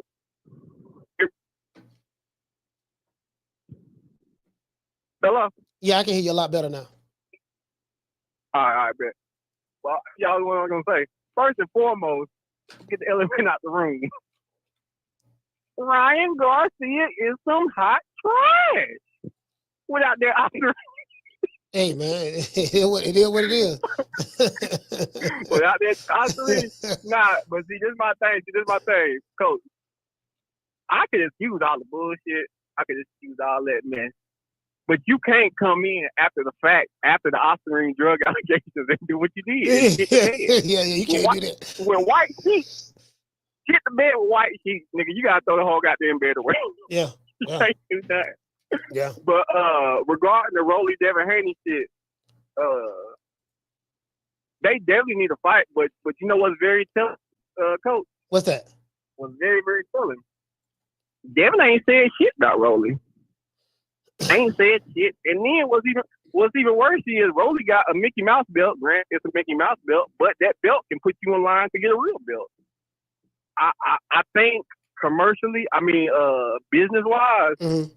Devin don't want to take that fight right now. He really can't, because that's damn near career suicide if you get beat by Rolly this point. Because I ain't gonna lie, Ryan got a lot of crazy fans, so he might be able to bounce back if he gets a couple good wins. Yeah. And granted, we really Rolly is an awkward fighter. It definitely was a year layoff, but coming off PD allegations, you can't lose that fight. I don't give a fuck. Like, there's nothing that can make you lose that fight and it be okay. Like, had you not got on the PDs, it might be okay. But Devin, I don't know. I don't know if Devin wants that smoke right now. And to be honest with you, I said in the chat, nobody wants to see that damn rematch right now. Like, nobody. But you know what, Keno? But I don't know if you remember in the lead up to the Fatal Fury, what was they promoting? They were showing Devin Haney and Ryan Garcia, and lit to the point to where people thought that Devin Haney and Ryan Garcia were going to fight each other last weekend, and they didn't. But they used their names to try to build that card. And so I think that they already had a contract signed to fight each other. Now I'm hearing two things. I'm hearing that it was contingent upon both guys have to win. Very similar to when Deontay Wilder and Tyson and Anthony Joshua fought on the same card in Saudi Arabia. Joshua fought Odo Wale, and Wilder fought Joseph Parker. Joshua won, but Wilder lost. So if it's a situation like that rematch might be dead. But if Turk Al-Sheikh say no, we're gonna make the rematch anyways. I really don't know. Like a lot of fans are saying what you're saying. They don't want to see that fight because neither guy look good. True. Yeah. I mean, they could fight, but the thing about it is, to me, in my personal opinion, it's like the lust of the fight is gone now.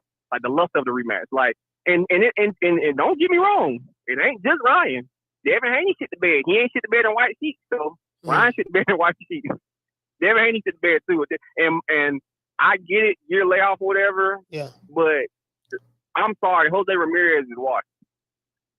I mean, and I know he only done lost twice, but the way he done looked his last few fights, and then my thing is, I thought Devin Haney was going to wipe. I mean, I guess you can say he whitewashed him, but that performance, because the thing about it is, to me, Devin Haney is better than Arnold Barboza, right?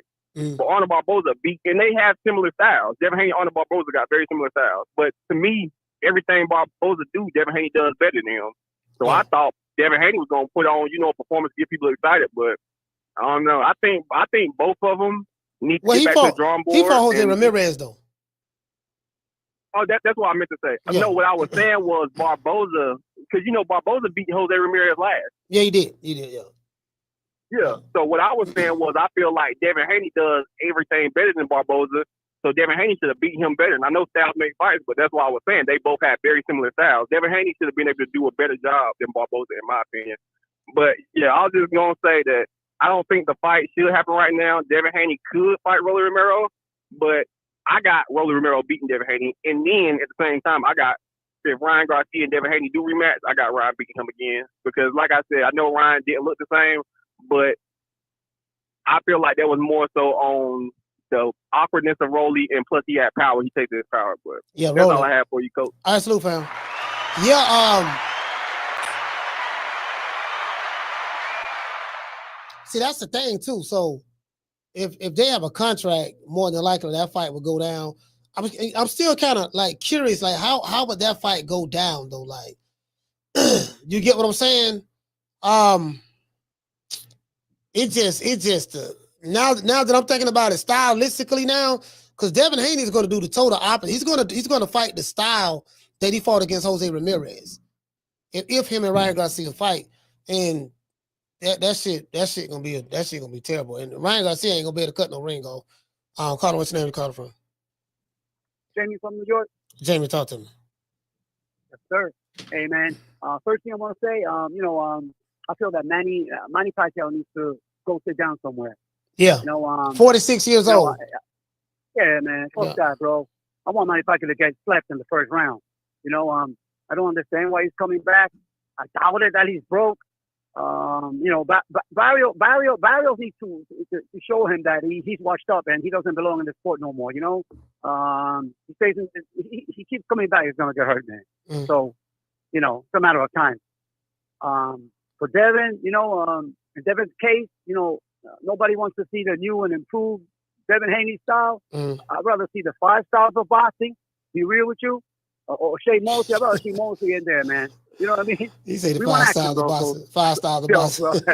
Exactly. I'd rather see that, man. But again, I want to see Shea Mosley in there, bro. You know what I mean? The boy was entertaining. But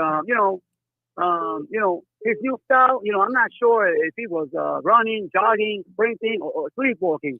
But I know one thing, he was not fighting. That's not the sweet side. But again, if you're not going to engage because you're scared to get hit, just get out of boxing. There's other jobs out there you can do. So, but and coach, when it comes to Rolly Romero, yes, I want to see him fight Devin Haney. Rolly is the man now. He watched the most. He watched the most popular 140-pound fighter out there. You know, that's got to count for something in my book. You know, he spoiled the party. Actually, they fought at 147. They fought at welterweight. Oh, okay, my bad. So 147. Then. That's what I meant. Okay, I'm 147. But he spoiled the party, and I feel that he deserves a big payday. You know, if Devin is mad that this guy ruined the big paycheck, then you know what? Take it out on him in the ring, man. Fight Rolly. Take the fight, engage. Be exciting. You know, put on a good show. You know, you still can do it. You know, he's young. The boy got skills, man. You know what I mean? And he still got time, man. He still got time. So you hear that, Bill? Let him fight. And yeah, man. But that's all I got, Coach. Absolutely, man. Hey. See, these are the fights. These are the fights tomorrow. We have Navarrete versus Suarez. They're gonna fight for the junior lightweight world title. Let's see. Remy Muratalla versus Abdulaev. They're fighting tomorrow. I think these fights are in San Diego. And then Santillan. You know what I mean? Santillan versus Vila. This gonna be, you know what? I think this gonna be a good fight. Santillan versus Vila. You know, because stylistically, I do like the way both of these guys fight. We know Boots had put Vila to sleep. Very slow, flat-footed. And then Santillan, doggone, he was heavily favored over Brian Norman Jr. in his own backyard, and he got put to sleep in front of his own fans in his city. So I think this is a good matchup right here. Muratalla and Abdulaev. So this is tomorrow. Hold on. Show y'all some more. We have more. Carla, hold on. That's tomorrow.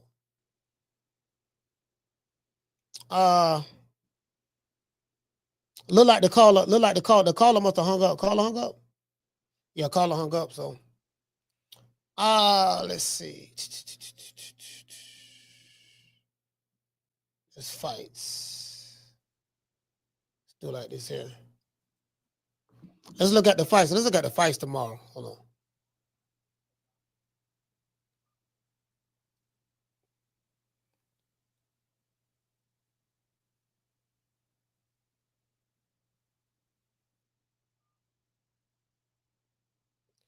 on. Caller, what's your name? Where you calling from? Hello? Yeah, caller, what's your name? Where you calling from? Hey, what's up, Coach? This is Johnny calling from Oxnard, California. Johnny from California, talk to me. Yeah, if Rolly fights Devin Haney, how he was fighting that last match, man, Rolly's gonna cut that ring off and knock him straight out. He got way more power than Ryan too, so I don't see Devin even laughing at Rolly. Yeah, I mean, I'm thinking what I was thinking, right? I was saying, well, if the fight doesn't materialize between Devin Haney and Ryan Garcia, I think stylistically now it's gonna be a nightmare because I see the way Haney's going to fight the way he's fought Jose Ramirez. In my humble opinion, I think that's what he's going to do. Knowing that, okay, Ryan ain't got nothing but a left hook. So will Devin Haney implore the defense of game plan what Ryan Garcia did? The only thing Rolly Romero did. Rolly kept his hand right there. He was holding the phone. He was holding the phone the entire fight. That's all he did. And he would not move his right hand, but he was working everything else. He'll throw the cross every now and then, but he knew. So he took that left hook away. And anytime Ryan Garcia throw his hook, Rolly would block it and come back and counter with the right hand off the hook. So that stopped Ryan Garcia from throwing his hook. And then he countered him with the double. I think Rolly Romero threw a left hook. He blocked it. He came with the right cross, but then he hit him with a double left hook, which dropped him. So he was countering off of the hook, blocking and countering. So can Devin Haney fight that type of style? Hit and not get hit right there? I don't think he can. I don't think he will, to be honest with you. So right. Man, look, it's gonna be simple because Rolly don't have to worry about no power, no left hook from Devin Haney. Yeah. I mean, he got a little, he got some, little power, but not nothing like drastic where he got to protect himself. Yeah. So all he got to do is cut him off, and, Rolly's a brawler. So all he got to do is get up in there, and Devin's going to try to run, but he's too paranoid from what Ryan did. And especially you're going to fight Rolly? come on, man. Rolly gonna knock his head smooth off. So would you rather see the Haney Ryan Garcia fight rematch, or would you rather see Devin Haney and Rolly Romero? Devin won't fight him because Rolly isn't on no PEDs, and he got more power than Ryan on PEDs. Yeah. So he'll probably try to avoid Rolly unless the money's right. And then if he does get that fight, he's just gonna run around the ring. That's the game plan. All right. Well, shout out to Johnny, man. Cali, stand up. Go ahead, fam. Yeah. Let's wrap up. All right. Salute to you, fam. I'll let you wrap up.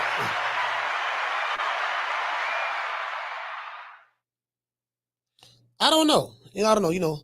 I'll call it what's your name. You call it from? Too Rich, ATL. Too Rich, ATL. Talk to me. Man, let me get a different perspective. What you're seeing right now is the business of boxing is at war with the sport of boxing. You see, all these guys they're trying to promote to you as stars. When they get in the ring, the business works outside of boxing. But when they get in the ring, they're gonna have to do the sport of boxing. And the guys that they try to make stars, they're losing when they put them in there with the top of the sport. The problem is the business of boxing is what sells. And for some reason, the fans don't choose the guys that actually have proved to be at the top of the sport. So what happens is, being that the boxing understands that the business understands they can't beat these guys at the top of the sport, they bring in another weapon, which is propaganda. You see what I mean? So instead of beating them in the ring, we're going to trash them. We're going to cook them. We're going to turn people off from liking them by ever which means possible. But if you look at what they say about these boxers, they punch soft. They only got lateral movement.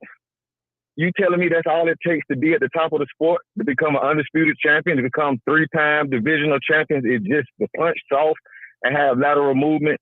When y'all profess to have the killer, you got the killer. Just put the killer boxer on them and get rid of them out the sport, instead of trying to convince us that they don't belong in the sport. So whenever I see that propaganda, I know that guy's a problem. You see what I mean? Because that's the only time you need propaganda. You only need propaganda for the fighters that you can't go in there and beat for whatever reason.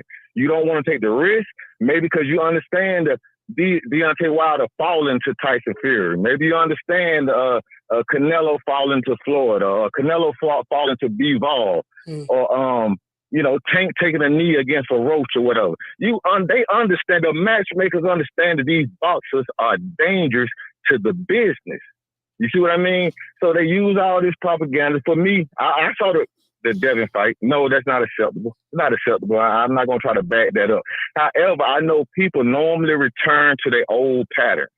You see what I mean? So to think Devin, that's the only way he's going to fight, I don't believe that. I think more you'll probably have to deal with him blocking the left hook. Whatever issues he had before then probably will resurface. But I expected him to eventually get behind the jab again and come back to his normal self. So all I'm saying is, hey, Rolly, beat Ryan, put Rolly in there with Devin. Let's see somebody take him out inside the ring instead of trying to convince us that they're awful. Show us. Put somebody in there that can beat them. That's all you got to do. That's you don't like Shakur. You had Tank and Devin sitting there for 5 years. You didn't sick your dog on him. Yeah. You didn't sick your dog to take him and his dad out of sport. You didn't do it. Now Devin's going Shakur there. We see the same shit. You're not sicking your dog that you claim is the best, and all these guys are pillow-fisted and soft, and all they do is lateral movement. We don't see you put your dog on them, though. Yeah. Because the only way the business win is by avoiding the top of the sport. You see what I'm saying? That's where the propaganda comes in. Yeah, see the thing, propaganda's always been a part of boxing. Propaganda is a part of business and life in general, whether you do it in the hood or on the corporate level, whatever.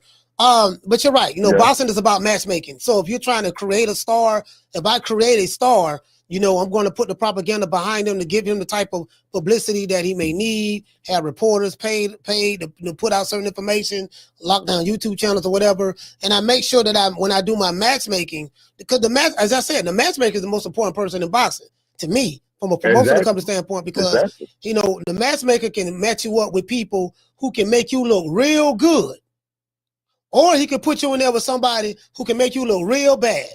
So from a matchmaking standpoint, you always want to put your fighter in a situation where it's advantageous to him. Well, stylistically, this guy not gonna be able to beat you. So all you gotta do, you show up, do what you gotta show up. You beat this guy, he ain't really nobody, but then we gonna put the hype behind you and blow you up, make it look like you beat superstar Billy Graham. So I get what you're saying, but the only way we're gonna know, the top guys got to get in the ring and fight each other. And when the business understands which fighter is a threat to their fighter from a stylistic standpoint and who not. So I get what you're saying. Yeah, and let me give you the last little bit of propaganda that I noticed. Now, we had Shakur face a replacement fighter with Pat Padley, right? They call him the electrician. Josh Padley. Yeah, Big Padley, the electrician. Now, mind you, Padley's best win was Mark Chamberlain. So it's not like that guy didn't beat nobody. You know, okay, Shakur stopped the replacement fighter in 9 rounds, like he's supposed to do it. People still, he's born as electrician. Okay, cool. Inoue fights a replacement fighter we don't know shit about. The dude drops Inoue. Inoue comes back and stops him, and everybody gives Inoue praise. So to me, that's an attack. That means we're favoring excitement, I get it, over the skill. You see, but the problem is you got to get in the ring. If they put your guy that got all the propaganda, put him in the ring with a skilled fighter and let's see who wins. That's all we asking.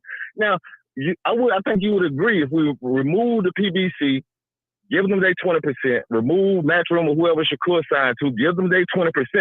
Turkey will make that fight between Tank and Shakur tomorrow inside New York subway some damn well. That fight will be made tomorrow. The only reason that fight's not made because the business understands they only win by avoiding. They got burnt by Aerospin. They probably missed $100 million in 2 years.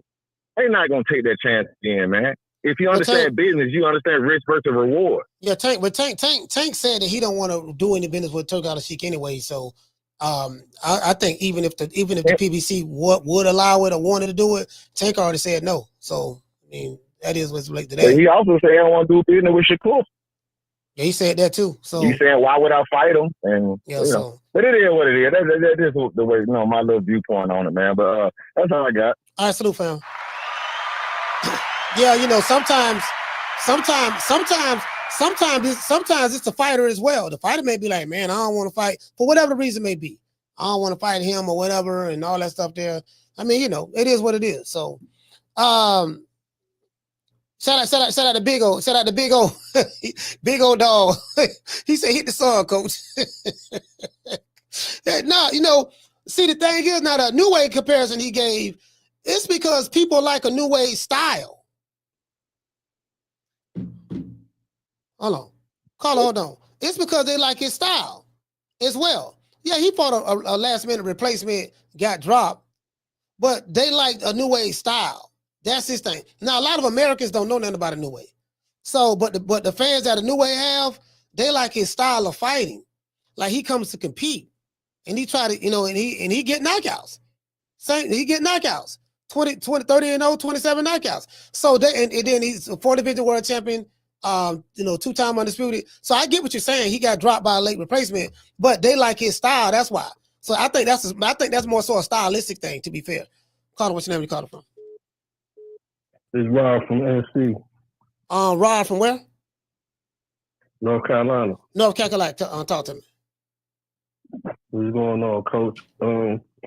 As far as that Ryan versus Devin fight, yes, sir. I don't think nobody wants to see that fight now. It's a dud at this point. Devin ain't looked good in his last fight. Ryan lost in his last fight. I think at this point, after Ryan lose like that, I think Devin, your revenge is just moving on. Just go on with your career. Do what you're going to do. Ryan Demons, in the end, that's what's going to hold him back from whatever success he's going to be. Like, I know he might want his back, but you got the loss back off your record. At this point, if it ain't going to be a big money fight, just move on. I would like to see Devin and Rolly fight. It probably ain't gonna happen, but yeah, I like to see that fight, even though most people probably don't want to see Devin after the last performance he put on. But see, but Devin won though. So even though people might not have liked his performance, it's not like he lost. I mean, he won the fight. Yeah, you get what I'm saying? And here's a fun fact: he landed and threw more punches than Canelo, Ryan, and who else fought that weekend? Like Romero. Rolly. Yeah. He threw and landed more punches than all of them. It's just, just letting up in the time to fight, really. You know what I'm saying? So I get it, but I think he was just playing it safe, trying to get to the Ryan fight. Like, let me just play this all the way safe, lateral movement, hit him, touch him here and there, DMF. That's what it was. That's what it was. You know what I'm saying? But people ain't gonna understand that. You know, people wanted to see, but they ain't charge you for that fight. It was like, I mean, well, they did charge you if you watch it on TV. Yeah, they did. Yeah. But see, this is the thing though.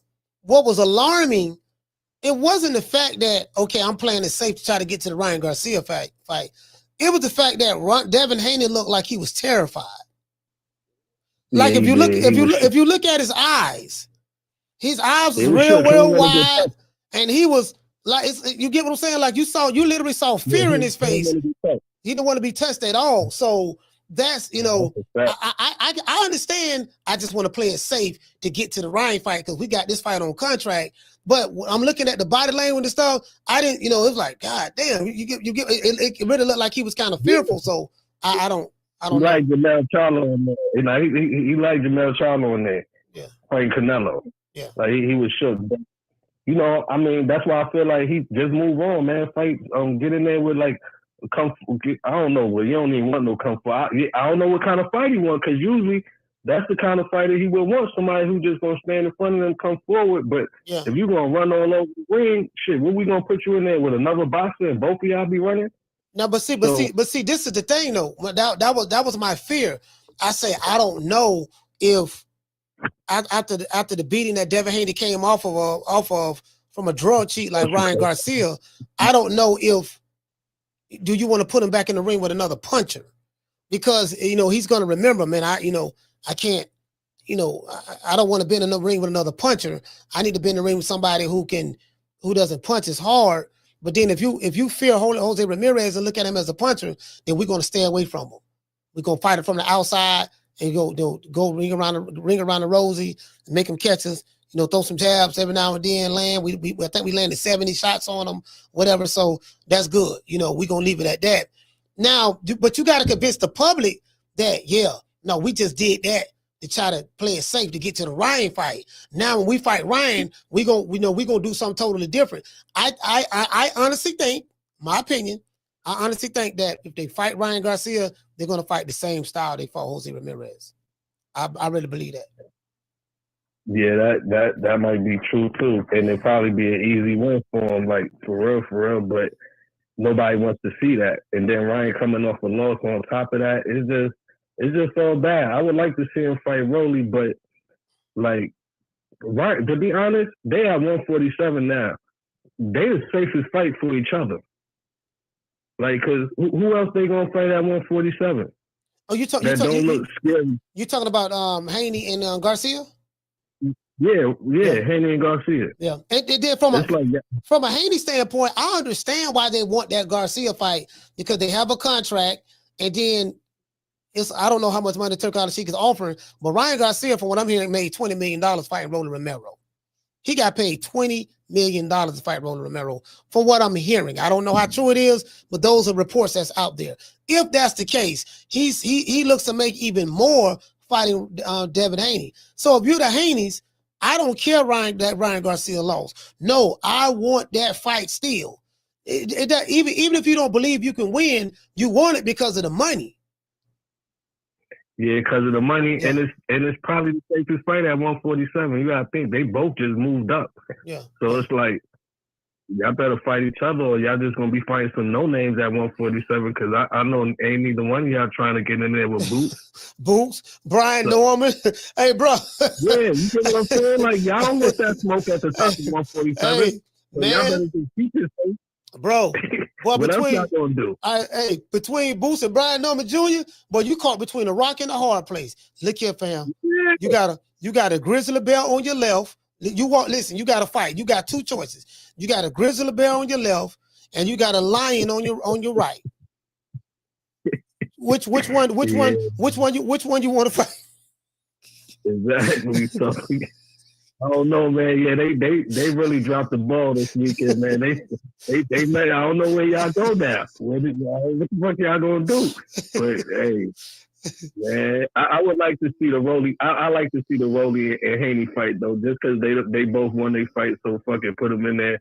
But yeah. We'll see. And then I think Ryan might be done too, man, because it looked like Rolly did the same shit that Tank did to him, man. He kept that you know what I mean, kept that hand, took his jab away. Yeah. And when he took that jab away, he can't get in for that hook, and it was like he ain't got no other way to start his offense. So like Ryan, I don't know, man. I don't know what none of them gonna do, man. But shit, all right, they all moved up. All right, That's Ross, my call, coach. I'm like, man, shit, them niggas ain't.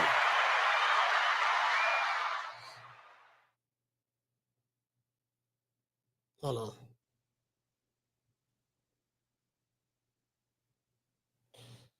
Caller, what's your name? You calling from?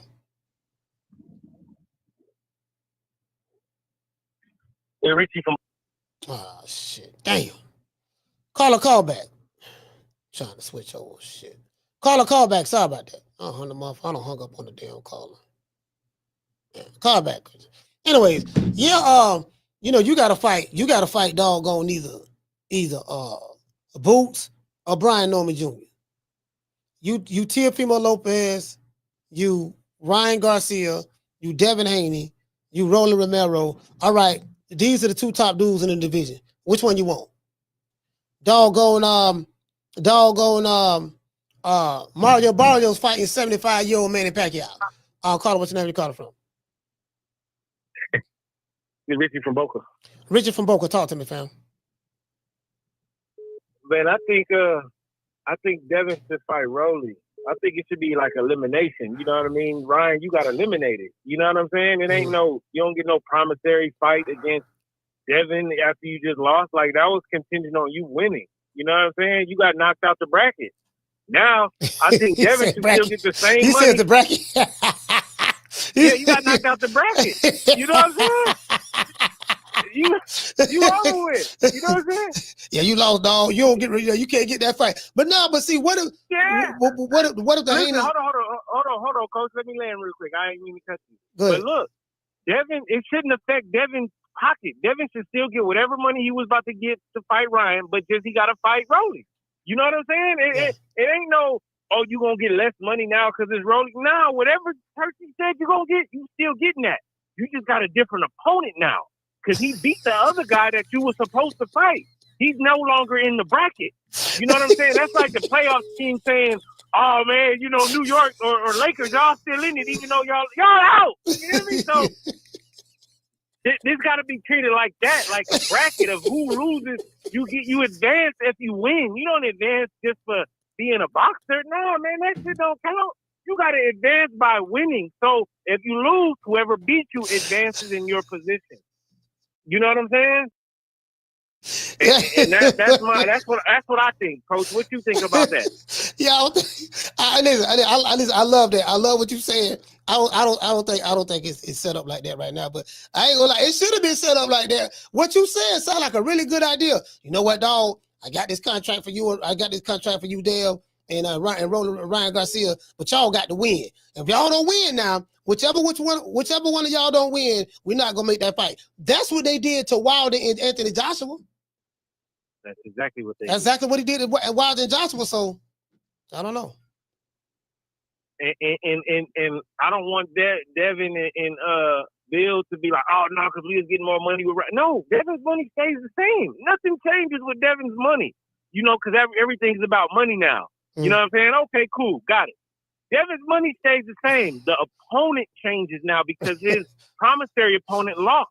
You know what I'm saying? No, but I don't want to. No, man, I don't want to fight. I don't want to fight Rolly. It's personal with me and Ryan. I get what you're saying, but I want to fight Ryan Garcia. We need to avenge.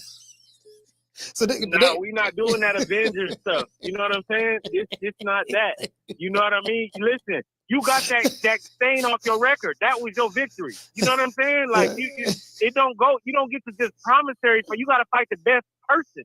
You feel what I'm saying? It should go back to that. Like, you can't just fight people because you got a problem with them. Man, fuck all that, man. Listen, you got to fight the best cat at your weight. We don't care about y'all personal issues and shit. Y'all can meet up somewhere and handle that. We talking about the best boxers. You feel me? Like, we talk about the best boxers and stuff like that, man. You know what I mean? And if y'all really got that much of a problem, man, go link up somewhere, man. Rent out Floyd Gym and something like that, man. Handle that. But as far as this, it's unfair to the fans. You know, the fans are a big part of boxing. Yeah. You know what I'm saying? And if the fans are not entertained and stuff like that, it looks bad. Because like you say, Devin's going to go in there and try to do the typewriter the whole time and stuff like that. We're going to be unentertained. He's just going there to receive that same bag. So the bag ain't going to change, just the opponent will. And I think that's what we should vote for. When you make a valid point. You make a valid point. You know what I'm saying? But shout out, hey, that's what I think. Hey, shout out to Richard, man. Boca stand up. Salute, brother. I see what he's saying. Okay, look. If the money is the issue, you want to fight Ryan Garcia because you were promised a certain amount of money. Okay, cool. We still going to promise you that same amount of money, but instead of Ryan Garcia, we're going to put Rolly right there. No harm, no foul. Do you get what I'm saying? No harm, no foul. Hey, Keena say, nah, coach, they got to get some tune-ups at 147. Who the tune-up? I mean, listen. Okay, what fighters they can fight? What fighters they can fight that's tune-ups? I mean, I think that they would have to fight each other, you know, to be a tune-up, because you ain't like what champion at 147? Carla, hold on. What champion at 147 they gonna fight that's gonna be a tune-up? None of them. So they have to fight each other, but they new to the weight division. It's only right. Okay, you know what? If you the Haneys, look, we want to fight Ryan, and because we were promised a certain amount of money. Okay, no problem. Okay, Ryan is out of the picture. We're gonna replace him with Rolly, and you still gonna get that same amount of money. What's up? What you want to do? And go from there, you know? Carla, what's your name? Where you calling from? It's RJ. What's up, coach? RJ, talk to everybody in the chat. Bless to everybody in the chat, man. I appreciate you, what you're doing, man, and everything. And the people in the chat making everything happen. And I think Devin should fight Richard Hitchens. Well, you know what? Richard Hitchens fight at 140. So I don't think that he fight at 140 and Devin Haney don't fight. I think they moved up to 147. So we gotta look at Okay. I thought he was going to do 140 again, 144, but nah. He fought that last fight at the catch weight. So I think 140. Yeah, he fought that last fight at the catch weight. So yeah, I think they going to 147.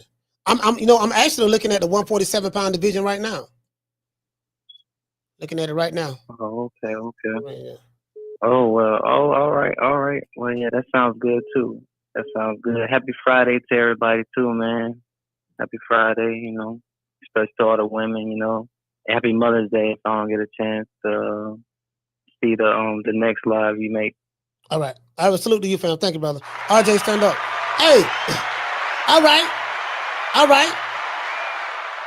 Okay, Keena, so somebody in the chat say, no, they gotta get a tune-up. Okay, cool. He got a tune-up right here. All right. I think it's a foregone conclusion that Jerron Boots Ennis and Brian Norman Jr. are not tune-ups for Rolly and for Ryan, Tank, any of those guys. I'm not Ryan and Tank, but Ryan and Devin and T.O. and get what I'm saying? So it is what it is. Amantis Stanionis, do y'all look at him as a tune-up? Mario Barrios fighting Manny Pacquiao. Do y'all look at Amantis Stanionis as a tune-up? Giovanni Santillan, you know what I mean? Him and Vila fighting. So you know, you're gonna have to put them in the ring with you gotta put them in the ring with somebody in the top 10, I would say. Carl, what's your name? You calling from? Rich. I'm calling from Philly. Rich from Philly, talk to me. I ain't gonna lie, bro. Floyd is a smart dude, man. Rolly did the same thing that Tank did to Ryan. He held that hand out there and it put the PBC back on notice. And I don't think Devin Haney should stay away from Boots and Brian Norman because they gonna kill one of them dudes for real. Yeah. Yeah, them, So yeah, I think yeah, them, they yeah, should- them dudes, that's a different animal up there, man. Boots is, yeah, him and Brian Norman, Yeah, them they different animals. Yeah. different dudes, man. I'm from Philly. I ain't gonna lie. I watch Boots all the time, man. And Boots coming for blood, man. Seriously. No matter if he hurt you, knock you out, make you quit, whatever it is, he gonna hurt you. So them dudes better stay away from up there. Okay. Well, look, man. Hey, shout out to Rich, man. Philly, stand up. Salute, fam. So Keita. So do you think somebody in the top 10? Because Brian Norman is fighting Jin Sasaki in Japan. Boots just unified with Mantis Stanionis. Mario Barrio's fighting Manny Pacquiao. Giovanni Centillion fighting Alexis. No, he fighting who is he fighting? He fighting Vila, Roman Vila. Now we got Rohan Polanco. We got Rohan Polanco right here. We got Raul Curiel right here. And then we have we got Karen.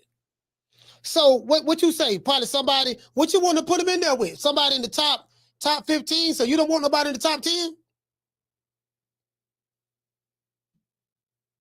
You want somebody? What you want? Somebody in the top 10 or something? What's that, Keenan? He say fight the guys that know him in the boots. Done whoop. Okay, cool. All right, yes, all right. So all right, cool. Put him in there with Centillion. Put him in there with put him in there with Santion. Put him in there with the Mantis Stanionis. Here we go right here. Put him in there with Santion, Mantis Stanionis. Put him in there with Karen. See what they look like. Alexis Rocha. See what they look like. Yeah, we could do that. We could do that. Yeah, we could do that. Put him in there. Put him in there with them and see what they look like. What you say, fam? You say Ugas. Is Ugas still boxing? You know what we need to do? Listen, let's go to Box Rec. Hey, y'all check this out. Let's go to Box Rec right quick.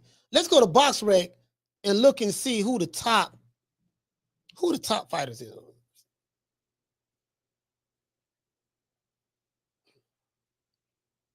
Let's see. Let's go to Box Rec, see who the top dudes is. Carter, what's your name? You call it from? Damn it, Coach Ron, Colorado. Man, damn it, Coach Ron, talk to me. Colorado, talk to me, fam. What's going on, baby boy? Hey, what's up with you, fam? Man, people are right. I think Dale should fight Rolly. But the way I see it now, man, the way Dale showed out at that last fight, it's like he got Rona similar, man. And he's gunshot, man. You think he gunshot? I think he's gunshot. Yeah, a lot of people saying that. I think what happened to him in that round fight is still weighing on his mind when he in that ring, man. The way he was moving, it's like he had wings on his shoes, man. I don't get it. And Rolly has proven himself to be a spoiler type of fighter. Let me ask you this. Damn it, Coach Ron. Let me ask you this here. Are we looking too much into the Rolly beating Ryan Garcia fight? I never thought highly of Ryan Garcia. So is it really a big deal? Like, man, Rolly Romero beat Ryan Garcia. I'm like, well, are we people? He got a big name, but from a skill set standpoint, it didn't look like his skills were better than Rolly's. No better than Rolly's, really. To be fair. Well, the difference is people seem to get Rolly is strong. From that judo background, he's strong as hell. Mm-hmm. But that's what makes his punches awkward. His right hand is really a judo move. Yeah. But he ends up turning his fist for a right hand. Same with his left hook. Rolly is naturally strong from that. He's got that grip strength. And that grip stick turns into a punch that, even though it's awkward, a punch that could have a little bit of pop to it. Mm-hmm. It's not necessarily knockout power, but it's enough to hit another fighter's oh shit button. You know what I mean? Right. But they thought really, when you talk about tune-up, they thought Rolly was a tune-up. Yeah, right. Yeah. They thought Rolly was a tune-up. Facts. Fact. Rolling was supposed to be the tune-up. Yeah, dog. Yeah, man, Ryan Garcia. Bro, listen, I had no sense. I said, yeah, man, I said, Ryan Garcia got the easiest fight of the weekend. Yeah, he gonna beat Rolly. You know, I think Teofimo may you know, Teofimo and Barbosa, that may be a little, you know, and Haney and Jose Ramirez. I said Jose Ramirez too old. I thought Haney was gonna step on him, get him out of there, because he was training with Sugar Shane Mosley. So I thought I was gonna see some Sugar Shane Mosley type tactics, you know, in that fight. That turned out to be total opposite. And Rolly was the one that upset the apple cart. Rolly Romero was the tune up. Yeah. Rolly scored the soup when he did that, man. Because I like to bet the underdog. When I looked on draft, I picked Rolly just to win against Ryan, right? Mm-hmm. I like to bet the underdog just because I thought, oh man, next thing I know, I look at my DraftKings, I got $800 in there. So Rolly beat Ryan. I said, oh my God. I said, let me go back. Man, Rolly was a tune-up. Yeah. The dude Devin Haney fought was supposed to is a tune-up. You know what I'm saying? But there's a gunshot, man. There's a gunshot. Devin don't want no smoke. He got Broner syndrome. Yeah. A lot of people say That's that too. Call, all right, shout out to Coach Ron, man. Hey, y'all check this out. Now this is BoxRec. BoxRec have, bro, you can't make, now this is BoxRec. BoxRec have Jerron Booth in as number 1. He's the supreme champion. Guess who BoxRec got as number 2? They have Devin Haney over Brian Norman Jr. Can somebody make this make sense to me? Then they have Jen Sasaki, Brian Norman Jr. and Jen Sasaki are fighting each other. Lewis, so now this is BoxRec. So I'm looking at, I'm actually looking at like the top 25 in BoxRec to try to find out, okay, because Kenny's saying that maybe we could put him in over tune-up. Carla, hold on. Maybe we could put him in over tune-up. Maybe we could look at the BoxRec tune-up and see, like, pick which fighter in there. You get what I'm saying? That y'all may thinking, you know. But still, I'm trying to figure out how does BoxRec, I don't even know who owned BoxRec. I mean, there must be some kid to Bill Haney or something, but how does Devin Haney, according to BoxRec, rank number 2 over Brian Norman Jr.? And Brian Norman is a champion, and he's an established welterweight. And Devin Haney haven't even had a fight at welterweight yet. Remember, he fought Jose Ramirez at a catchweight of 144. Wow. Carter, what's your name? Where you calling from? Coach, what's going on? This is Mr. Cook. I'm calling out of Jersey. Mr. Hey, my wife got at me the other day because we live in Jacksonville now, Florida. So it's like, she said, you can't keep saying Jersey. So like that. But that's why I'm calling out of Jacksonville. Coach, what's up, man? Hey, I was trying to, hey, you know, you're really going up now because before I used to call, I used to be able to get on. Now, man, I can't even get on no more. I was calling the other day when you was talking about the fight that day. Talking about the when they all fought, the Fatal Fury or whatever, when they all fought, and I just wanted to get my input on it. To me, right, Coach, I think everybody kind of stretched it a little bit for how bad it was. Like, I mean, Teofimo was he was he was entertaining. I still feel like it was a good night for boxing, but it just was bad performances. After a whole year, we was all anxious to see Dev, right? Wanted to see how he was going to look, how he was going to perform. Plus, we heard about Big Bear, Shane. He was up, he was up there, trained the whole time on Ramadan. I just think this, right? And I'm just speaking from a box because I used to box, right? Mm-hmm. When you coming off a loss like that, I think it's important for you when you first get back. You just want to take off the cobwebs, but you want to get back into a rhythm. I know Devin was doing a lot of moving around, but we got to remember this, right? Everybody want to talk about the dollar amount and fights getting overpaid. Mm-hmm. I just seen something where an African guy got killed in the ring after a punch.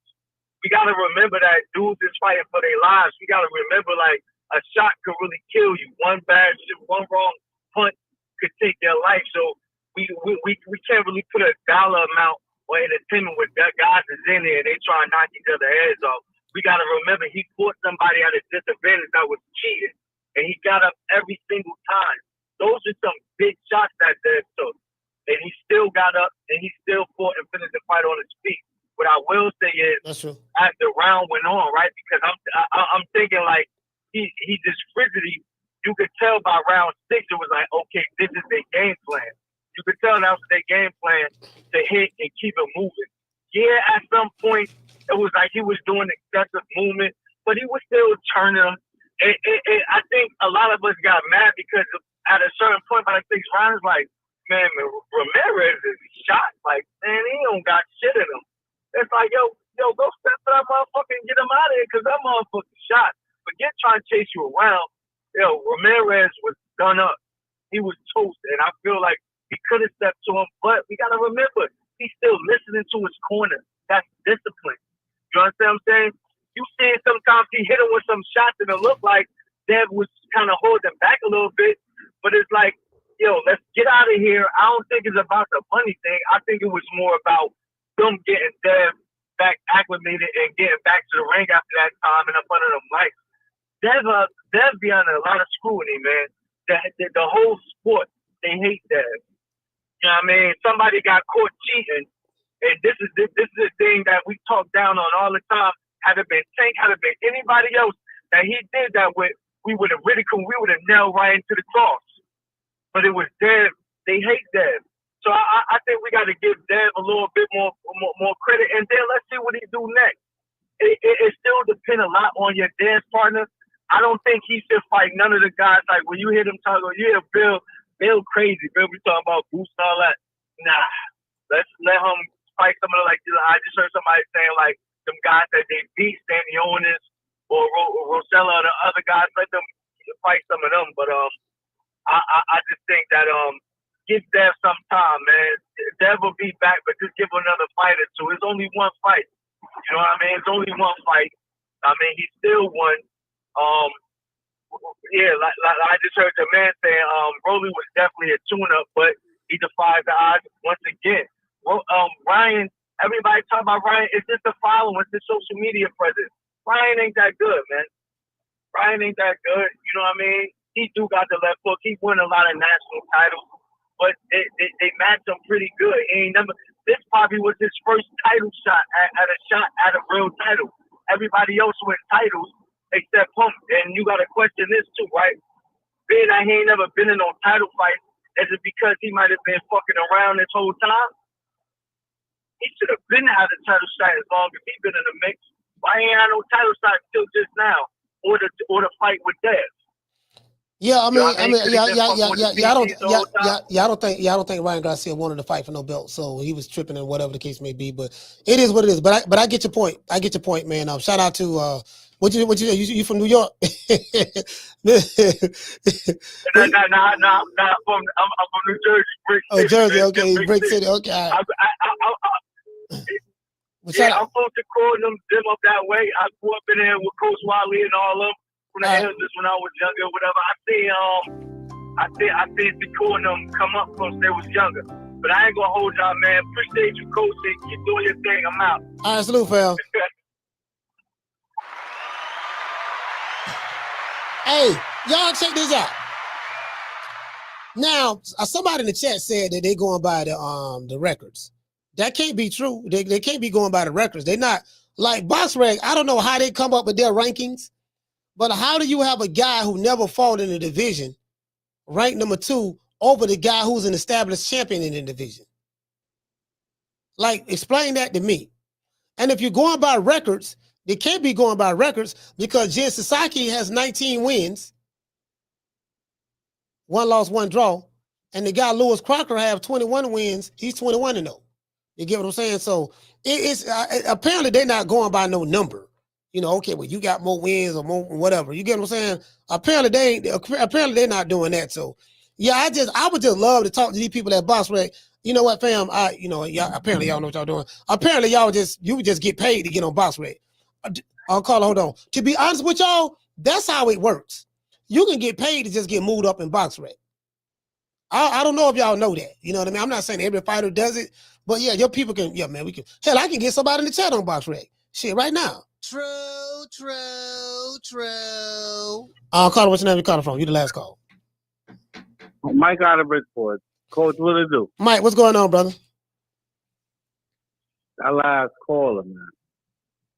Yeah, he just made me have to call in. Like, he ain't see what Haney did the last fight. He ran 12 rounds, coach. So we just gonna look over that? Yeah, you're gonna look over that. He's a Haney fan. He love Haney, and you say he ran, but they say his fans say they enjoyed it. They say he enjoyed it. It was one of the best fights they've ever seen in their life. So, coach, let him fight Rolly then. You know what I mean? Let him fight Rolly. Rolly gonna run him down, and we gonna have a chicken match. You know what I mean? Mm-hmm. I don't see how he ranked number 2 over Brian Norman. Brian Norman a title holder at 147. This man ain't even contested. Like, what we doing with Haney, man? Somebody in the chat, Keena said they put Haney number 2 because he a 2 division. What you said? He a 2 division world champion. He said, coach, they got Devin ranked like that because he a 2 division champion and undisputed. Hey, Keena, how do you know? That's a question. Hey, that's a question I have. That's a question I have, Keena. How do you know? How do you know? Like, can you show me some receipts on that? There? Yeah, you know, like, come on. We need to follow up with boxing, coach. How he got there? Okay, I tell you what. Since he ranked number 2, he should be able to fight the top dudes in the top 10 then. Since he ranked number 2, and he need to be fighting. He need to fight anybody in the top 5 or the top 10 in the welterweight division. 5. Put it in there. You can't have it both ways. He needs to fight Brian Norman. Oh yeah, you know, because again, he hasn't had one fight in the division. It's not like he had a fight in the welterweight division, and you can say, well, yeah, man, you know, then you can say that he hasn't even had a fight in the welterweight division yet. So I'm rank over a champion. So I'm gonna take what Keena's saying. Shout out to Keena. I'm gonna take what you're saying. You're right. He there because of that. So let's put him in there with the top. Let's put him up these other top 5 welterweights we got over here. Let's put him in there with one of these top 5. Let's do that. Yeah, let's do that then. You're right about that. He ready right now. Let's put him in there. All right, coach. Hold it down, brother. All right, salute, fam. Hold it.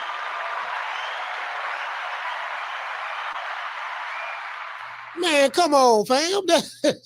Hey, you know, the man, bro. I can see if he had a fight there, you can say that. If you, bro, but my nigga, like for real, I'm telling you, bro. I can get 5 dudes and top. I can get y'all in box rec right now. I'm telling you, it's not hard getting on box rec. Get right in the box rec. You'll be surprised, fam. Let's give everybody a round of applause. It ain't hard. It's so hard to say goodbye to yesterday.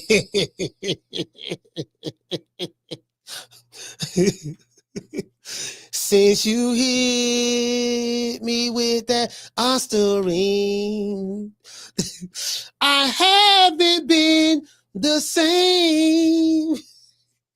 When you fall, Rolly Romero, he messed up the bag.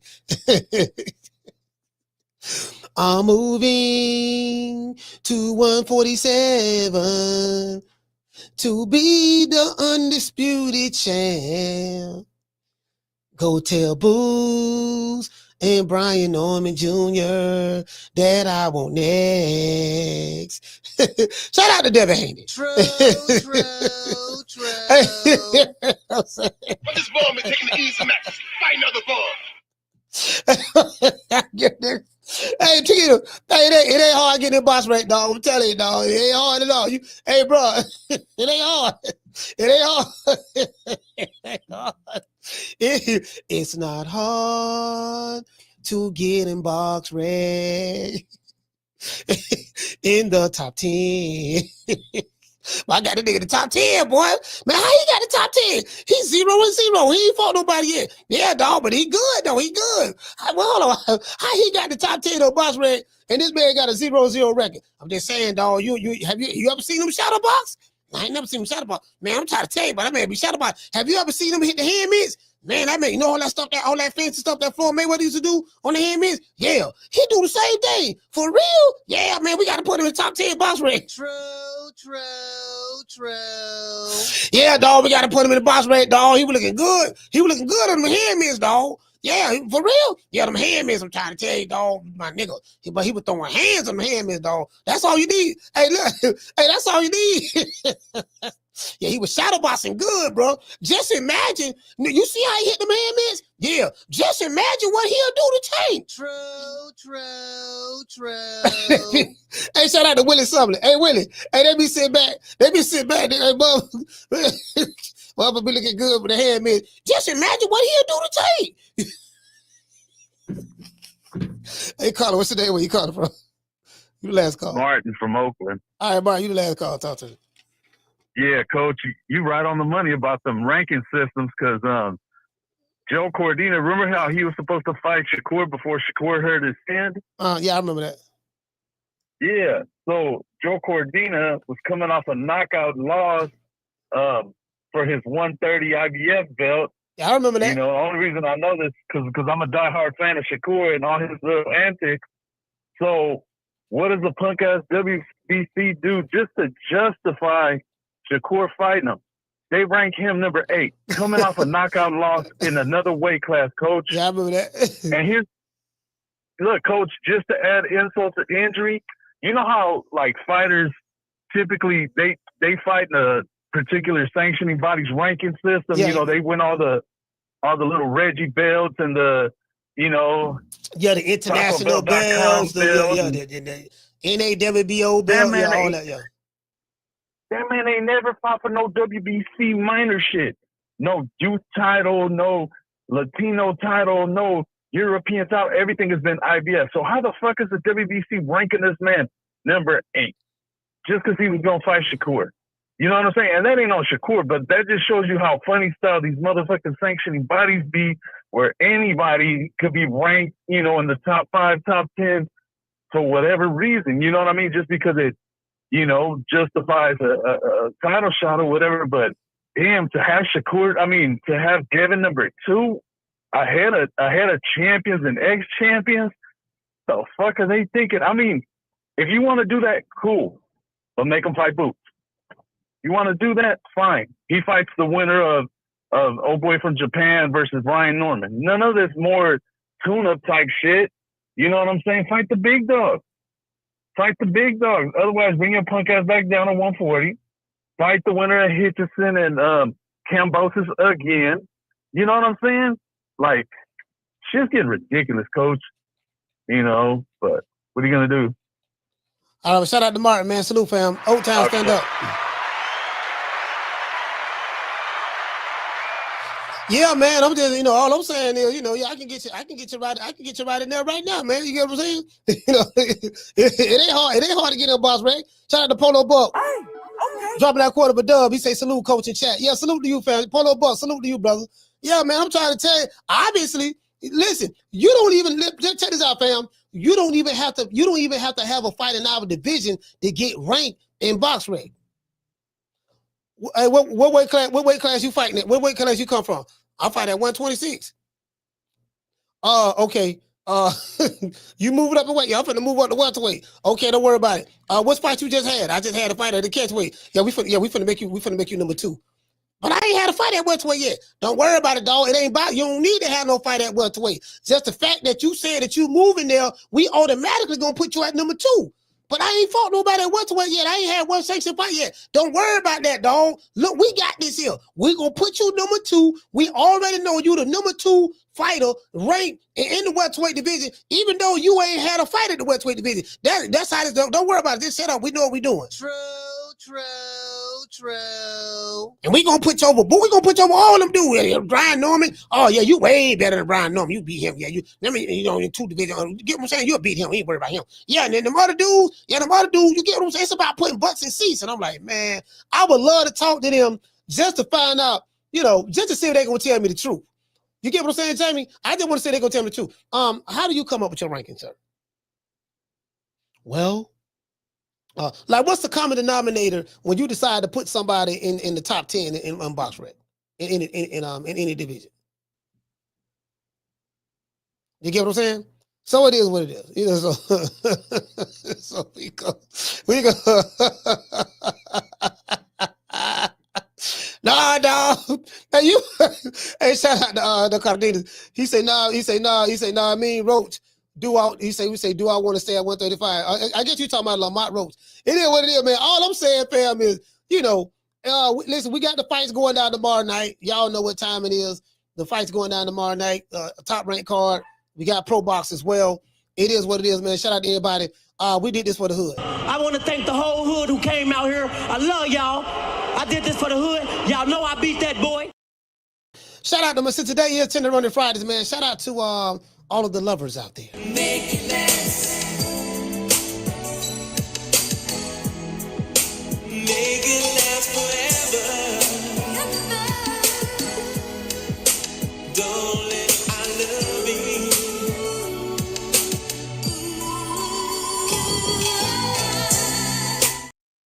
Yeah, and for all these dudes that's catching bullets with their teeth, this is for you. I am sick of hearing these bullshit Superman stories about the Wassa legendary Bruce Leroy catching bullets with his teeth. Catches bullets with his teeth? Nigga, please. If you want to impress me, you got to show me that you can eat popcorn with chopsticks like Bruce Leroy. You sound like a bitch. Bitch. Man, I ain't worried about jail. Shit, man, I don't give a damn about going to jail. Nigga, take me to jail. Take me to jail? Shit, lock me up. Lock me up. Throw away the kid. Throw away the kid. No, you got to show me that, fam. Hey, woman. Listen here. Since your old man ain't got no heart, maybe you'd like to see a real man. I bet you stay up late every night dreaming you had a real man, don't you? I tell you what, bring your pretty little self over to my apartment tonight, and I'll show you a real man. I tell you what we gonna do? We gonna bring back the living legend, the legend, RIP to this guy right here.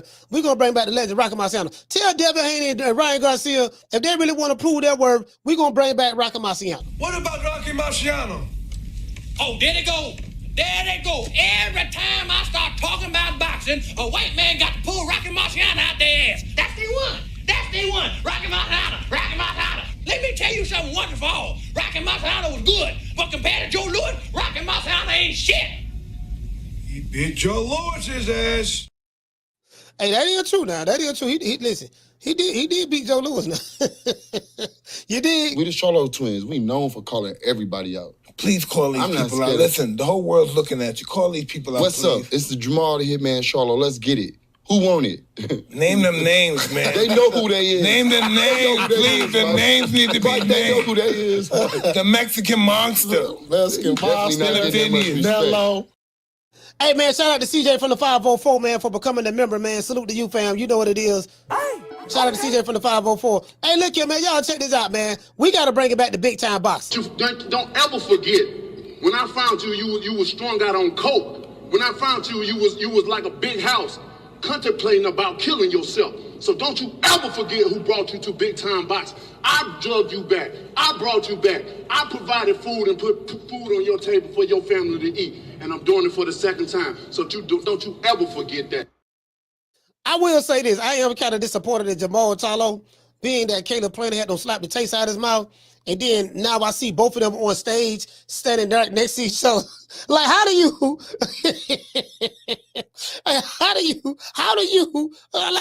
listen, I understand. People say, nah, man, coach, that was Jamal Charlo's fault. Jamal Charlo was the reason why Caleb Plant slapped the taste out of his mouth. Jamal Charlo was in the wrong. That ain't the point. I get all of that.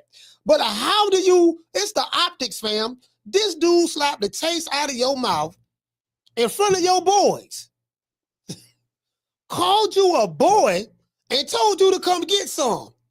And now you're standing, and guess what? And he made you fight on his undercard. Hey, shout out to Tila.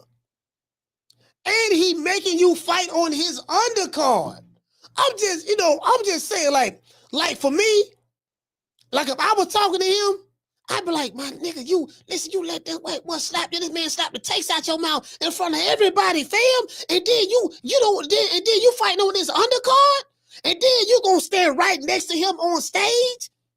Yeah, man, but man, I kind of deserved it, man. I was in the wrong. I don't give a damn if you was in the wrong. Bro. Fam, look. I don't care if you was in the wrong. Look at the optics. Look at the optics. White dude slapped the taste out of a black Houstonite mouth. He slapped the taste out your mouth, fam, in front of all of Houston. He called you a boy and told you to come get some. Then now you squash the beef. You standing on stage right next to him, fam. And you ain't said nothing to him. I'm just saying, now if he was in Tampa, my city, this how I would be talking to him. You gonna let that go like that? Yeah, man, but we supposed to fight. And if I win, we supposed to fight after this fight. Bro. True. Man, True. It's the optics, fam. It's the optics. I understand Jamal Charlo was wrong. I know he was wrong, but that ain't the point, fam. That ain't the point. You Lions only. We the Charlo twins. We known for calling everybody out. What happened to that? You get what I'm saying? Like, fam. I'm sorry? 160 is my weight division. I want to unify. I want to get Golovkin in the ring. I want to bring him to Houston. You know what I'm saying? I want to get Canelo out here to Houston. If they really to come down to 160, this is my weight division. Bro, do you know how I would have been talking to him? I say, fam, like, listen, listen to me, man. This man slapped the taste out of your mouth. It was the slap that was heard all around the world. He called you a boy and told you to come get some in front of all of the Houstonites that was around you. You ain't do nothing. He didn't have no security around him. He just had his wife. He slapped you in front of his wife, fam. And he called you a boy. And he told you to come get some. And you got the nerve to not only fight on his undercard, but they put you on the stage with him, and you standing right next to him, looking all docile, looking all soft, but he slapped the fight out of you, fam.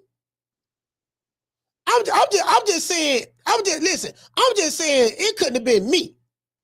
That's all I'm saying. It couldn't. You get what I'm saying? Nah, dog, bro. I'm like, bro. It looked bad. That's all I'm saying, dog. It just looked bad, fam. Is it just me? Maybe you know what? Maybe it's a Tampa thing. It looked bad, dog. It looked bad. The optics don't look good. That's all I'm saying. Who you think he is? DJ Quick? No, I ain't saying Kick and Free? I didn't say that. Oh, you must be Jimmy Walker. Blue, you ain't nothing. You don't deserve nothing. You don't get nothing. You get what I give you. I got a contract between me and you that say you do what I tell you to do. Therefore, shut the fuck. Don't say nothing. Don't speak to me. Don't look at me. I just want money. I just said. Blue, if I raise up, gonna be trouble. Trouble. I'm walking off. Man, shout out to Lions only. Come fucking with me, you gonna get knocked the fuck out. I'm a knockout artist, baby. Shout out to all the tender runners and PYTs and the honey dips. Today is Tender Running Fridays. Y'all know what time it TI is, man. It is what it is, man. We trying to make it do what it do over here. Shout out to Shannon Sharp. Shannon Sharp, boy, I heard you got 50 million problems. They say I got 99 problems and the bitch ain't one. You got 50 million problems, but guess what, boy? You got some more people coming out of the closet on you. I hear they suing Shannon Sharp left and right now. Boy, god damn, 50 mil? For an OnlyFans chick? Oh my God. See your eyes shine, she's my soul honey, please. In the winter light, so she's my sweet Dr. Queen. to my nose, this lover's got it so raw. Make you goose, stepping out, rip out of control. Turn it up. It's me against the light. Snow bunny. Moving on the bar. Everything's alright. Got that smooth soul feel. No, that's That's it in the law. With my snow, turn it up. Then party by the night. see her eyes shine, she's my snow bunny piece. In the winter light, too, she's my sweet Danza Project. Touch to my nose, this lover's got it so raw. Make you goose, stepping out, rip out of control. Turn it up. It's me against the light. Snow bunny. Moving on the bar. Everything's alright. Got that smooth soul feel. No, that's That's it in the law. With my snow, turn it up. Then party by the night. see her eyes shine, she's my snow bunny piece. In the winter light, too, she's my sweet Danza Project. Touch to my nose, this lover's got it so raw. Make you goose, stepping out, rip out of control. Turn it up. It's me against the light. Snow bunny. Moving on the bar. Everything's alright. Got that smooth soul feel. No, that's That's it in the law. With my snow, turn it up. Then party by the night. Yeah, man, I'm trying to tell you, man, a little bit of Snow Bunny love on a Friday. Snow Bunny love on a Friday night. Nothing but some love. Everything's all right. That buttermilk, so good. So good. Lord.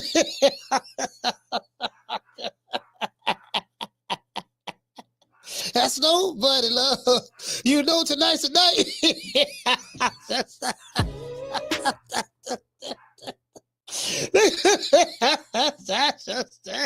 Hey, I'm gonna give everybody a shout out. I'm gonna give everybody a shout out. Hey, shout out to RJ. Hey, shout out to RJ. The remix. Hey, we need to do the remix. Hey, we need to do the remix, dog. We need to do. Hey, what y'all think? Y'all think we need to remix that? Hey, shout out to CJ for the 504. Polo Buck. Shout out to Danny Ash. Tough Glove Boxing. Shout out to Vic. Mr. T in the building. Jamie Vasquez, salute, brother. C. Urban the Wiz. Shout out to Ricky Dickey. Mr. T. I pity the pool. Shout out to Green Eyes P. Shout out to Brass Garage. Let's give everybody a round of applause to Cash Apples and Super Chatters. Hey. Yeah, we gotta remix that. We gotta remix that. And we gotta do the Slow Buddy Love remix. We gotta do the remix. We gotta do the remix. And we gotta do the remix. Hey, the song already platinum in the hood. Hey, shout out to the Nigerian Nightmare. Hey, shout out to Trey song. Hey, the song already platinum in the hood. It's platinum in the hood already. So what we got to do, we're gonna do the remix. See can we get see can we get LMA on there, I don't know, Alicia Keys or somebody. Maybe we can get Usher, we can get Chris Brown on there. We can do the remix, get Chris Brown on there or something. You get what I'm saying? It is what it is, man. I'm gonna give everybody a shout out, man. Before we go right after these messages.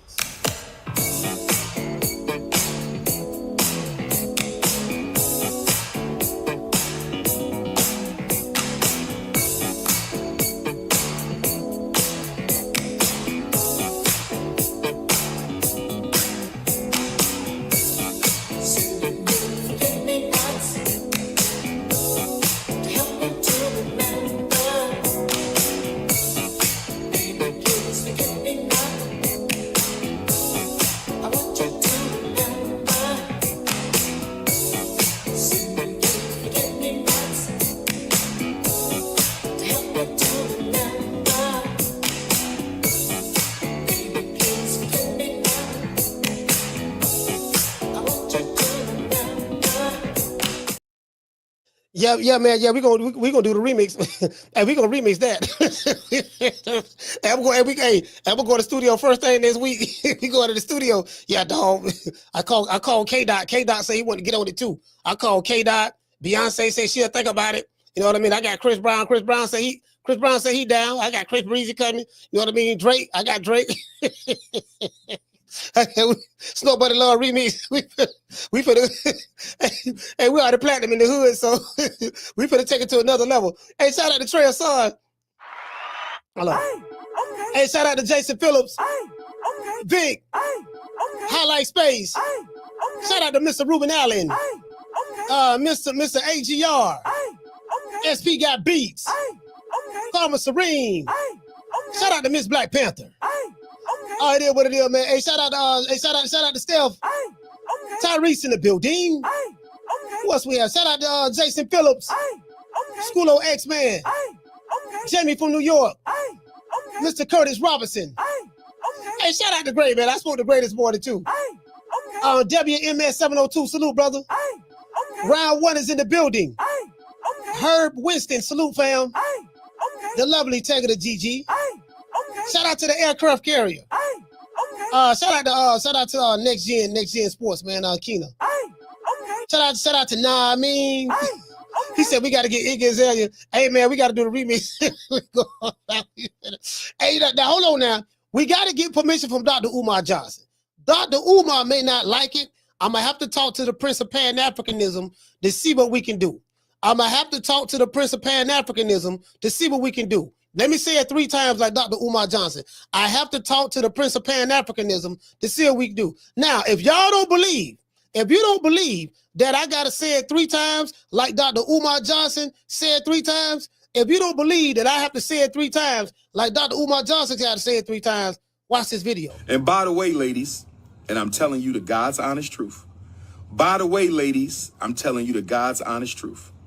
By the way, ladies, I'm telling you the God's honest truth. I had a dream, and spirit confirmed to me in the dream that I'm supposed to have 2 wives. And since it came to me in my dream, it is official and it is authentic. It was approved by the heavens. They will not be the same complexion, because I don't want to be accused of being a light-skinned supremacist or a dark-skinned supremacist. See, all of my sisters out there, it was approved by the heavens. See, for all of the Lieutenant Rollers and Honey Dips and PYTs in the chat, see, when it's approved by the heavens, who are you to question the heavens? Do you get what I'm saying? The Prince of Pan-Africanism, we got a prince that's leading us back to this land of Zamunda, and I dare you question his authority. It was approved by the heavens. When you are that in tune with the creator of all creations, and you have the heavens approving the fact that you can have 2 wives, my sisters, this is a golden opportunity for you to be blessed with some divine vitamin D. True. Oh, Lord have mercy. It is what it is, man. Hey, shout out to Willie Sumlin. Shout out to Jamal. Jamal, what's going on, fam? Nigga thing was approved by the heavens. Hey, shout out to Jamal Johnson. Dropping that quarter of a dub. We say, Cole, did you see Mosey to blame Bill? Got Devin's performance. Appreciate you. No. I didn't see that. I didn't see Mosey to blame Bill. But if he did, he's right about that. Because Bill Haney did say on this show that he was the one that came up with the game plan. Shout out to Trey Son. Shout out to Willie Sumlin. Tagger to GG. Yeah, man. Hey, Texas 16 South. Schoolo, Mr. Jamal Johnson. Reborn in the building. Jason Phillips. Shout out to John Martinez. Superman flying through the say today. The Nigerian Nightmare. Trey Hassan. Who else I forgot, man? Who else I forgot? He said, you covering the fight tomorrow, ESPN? And you know what? Round 1, I might be in Orlando. I'm probably gonna be at the Orlando fight. I'm not sure yet. I'm leaving now. I'm finna drive to Orlando right quick. Catch up with Bomac, and then I'll see. I'll let you know tomorrow. I'll let you know tomorrow, man. I'll let you know. Sorry about that. I'll let you know tomorrow, fam. For real though, tomorrow. I'm not sure yet, because if I'm there at the Pro Box event, of course I'm not going live. You get what I'm saying? So, but who knows? I'll see how it turns out, because I may just go up there, holler at Bomac, and then come back and we just do the fight party here. You know what I mean? So that's a good possibility too. That's a good possibility as well. You get what I'm saying? So it is what it is, man. But shout out to everybody in the chat, man. Much love, man. I'm gonna catch you guys tomorrow. You know my motto: don't meet me there, beat me there. Peace. Man, I'm out of here, bro. Let's go. Man, I'm out of here, bro. Let's go.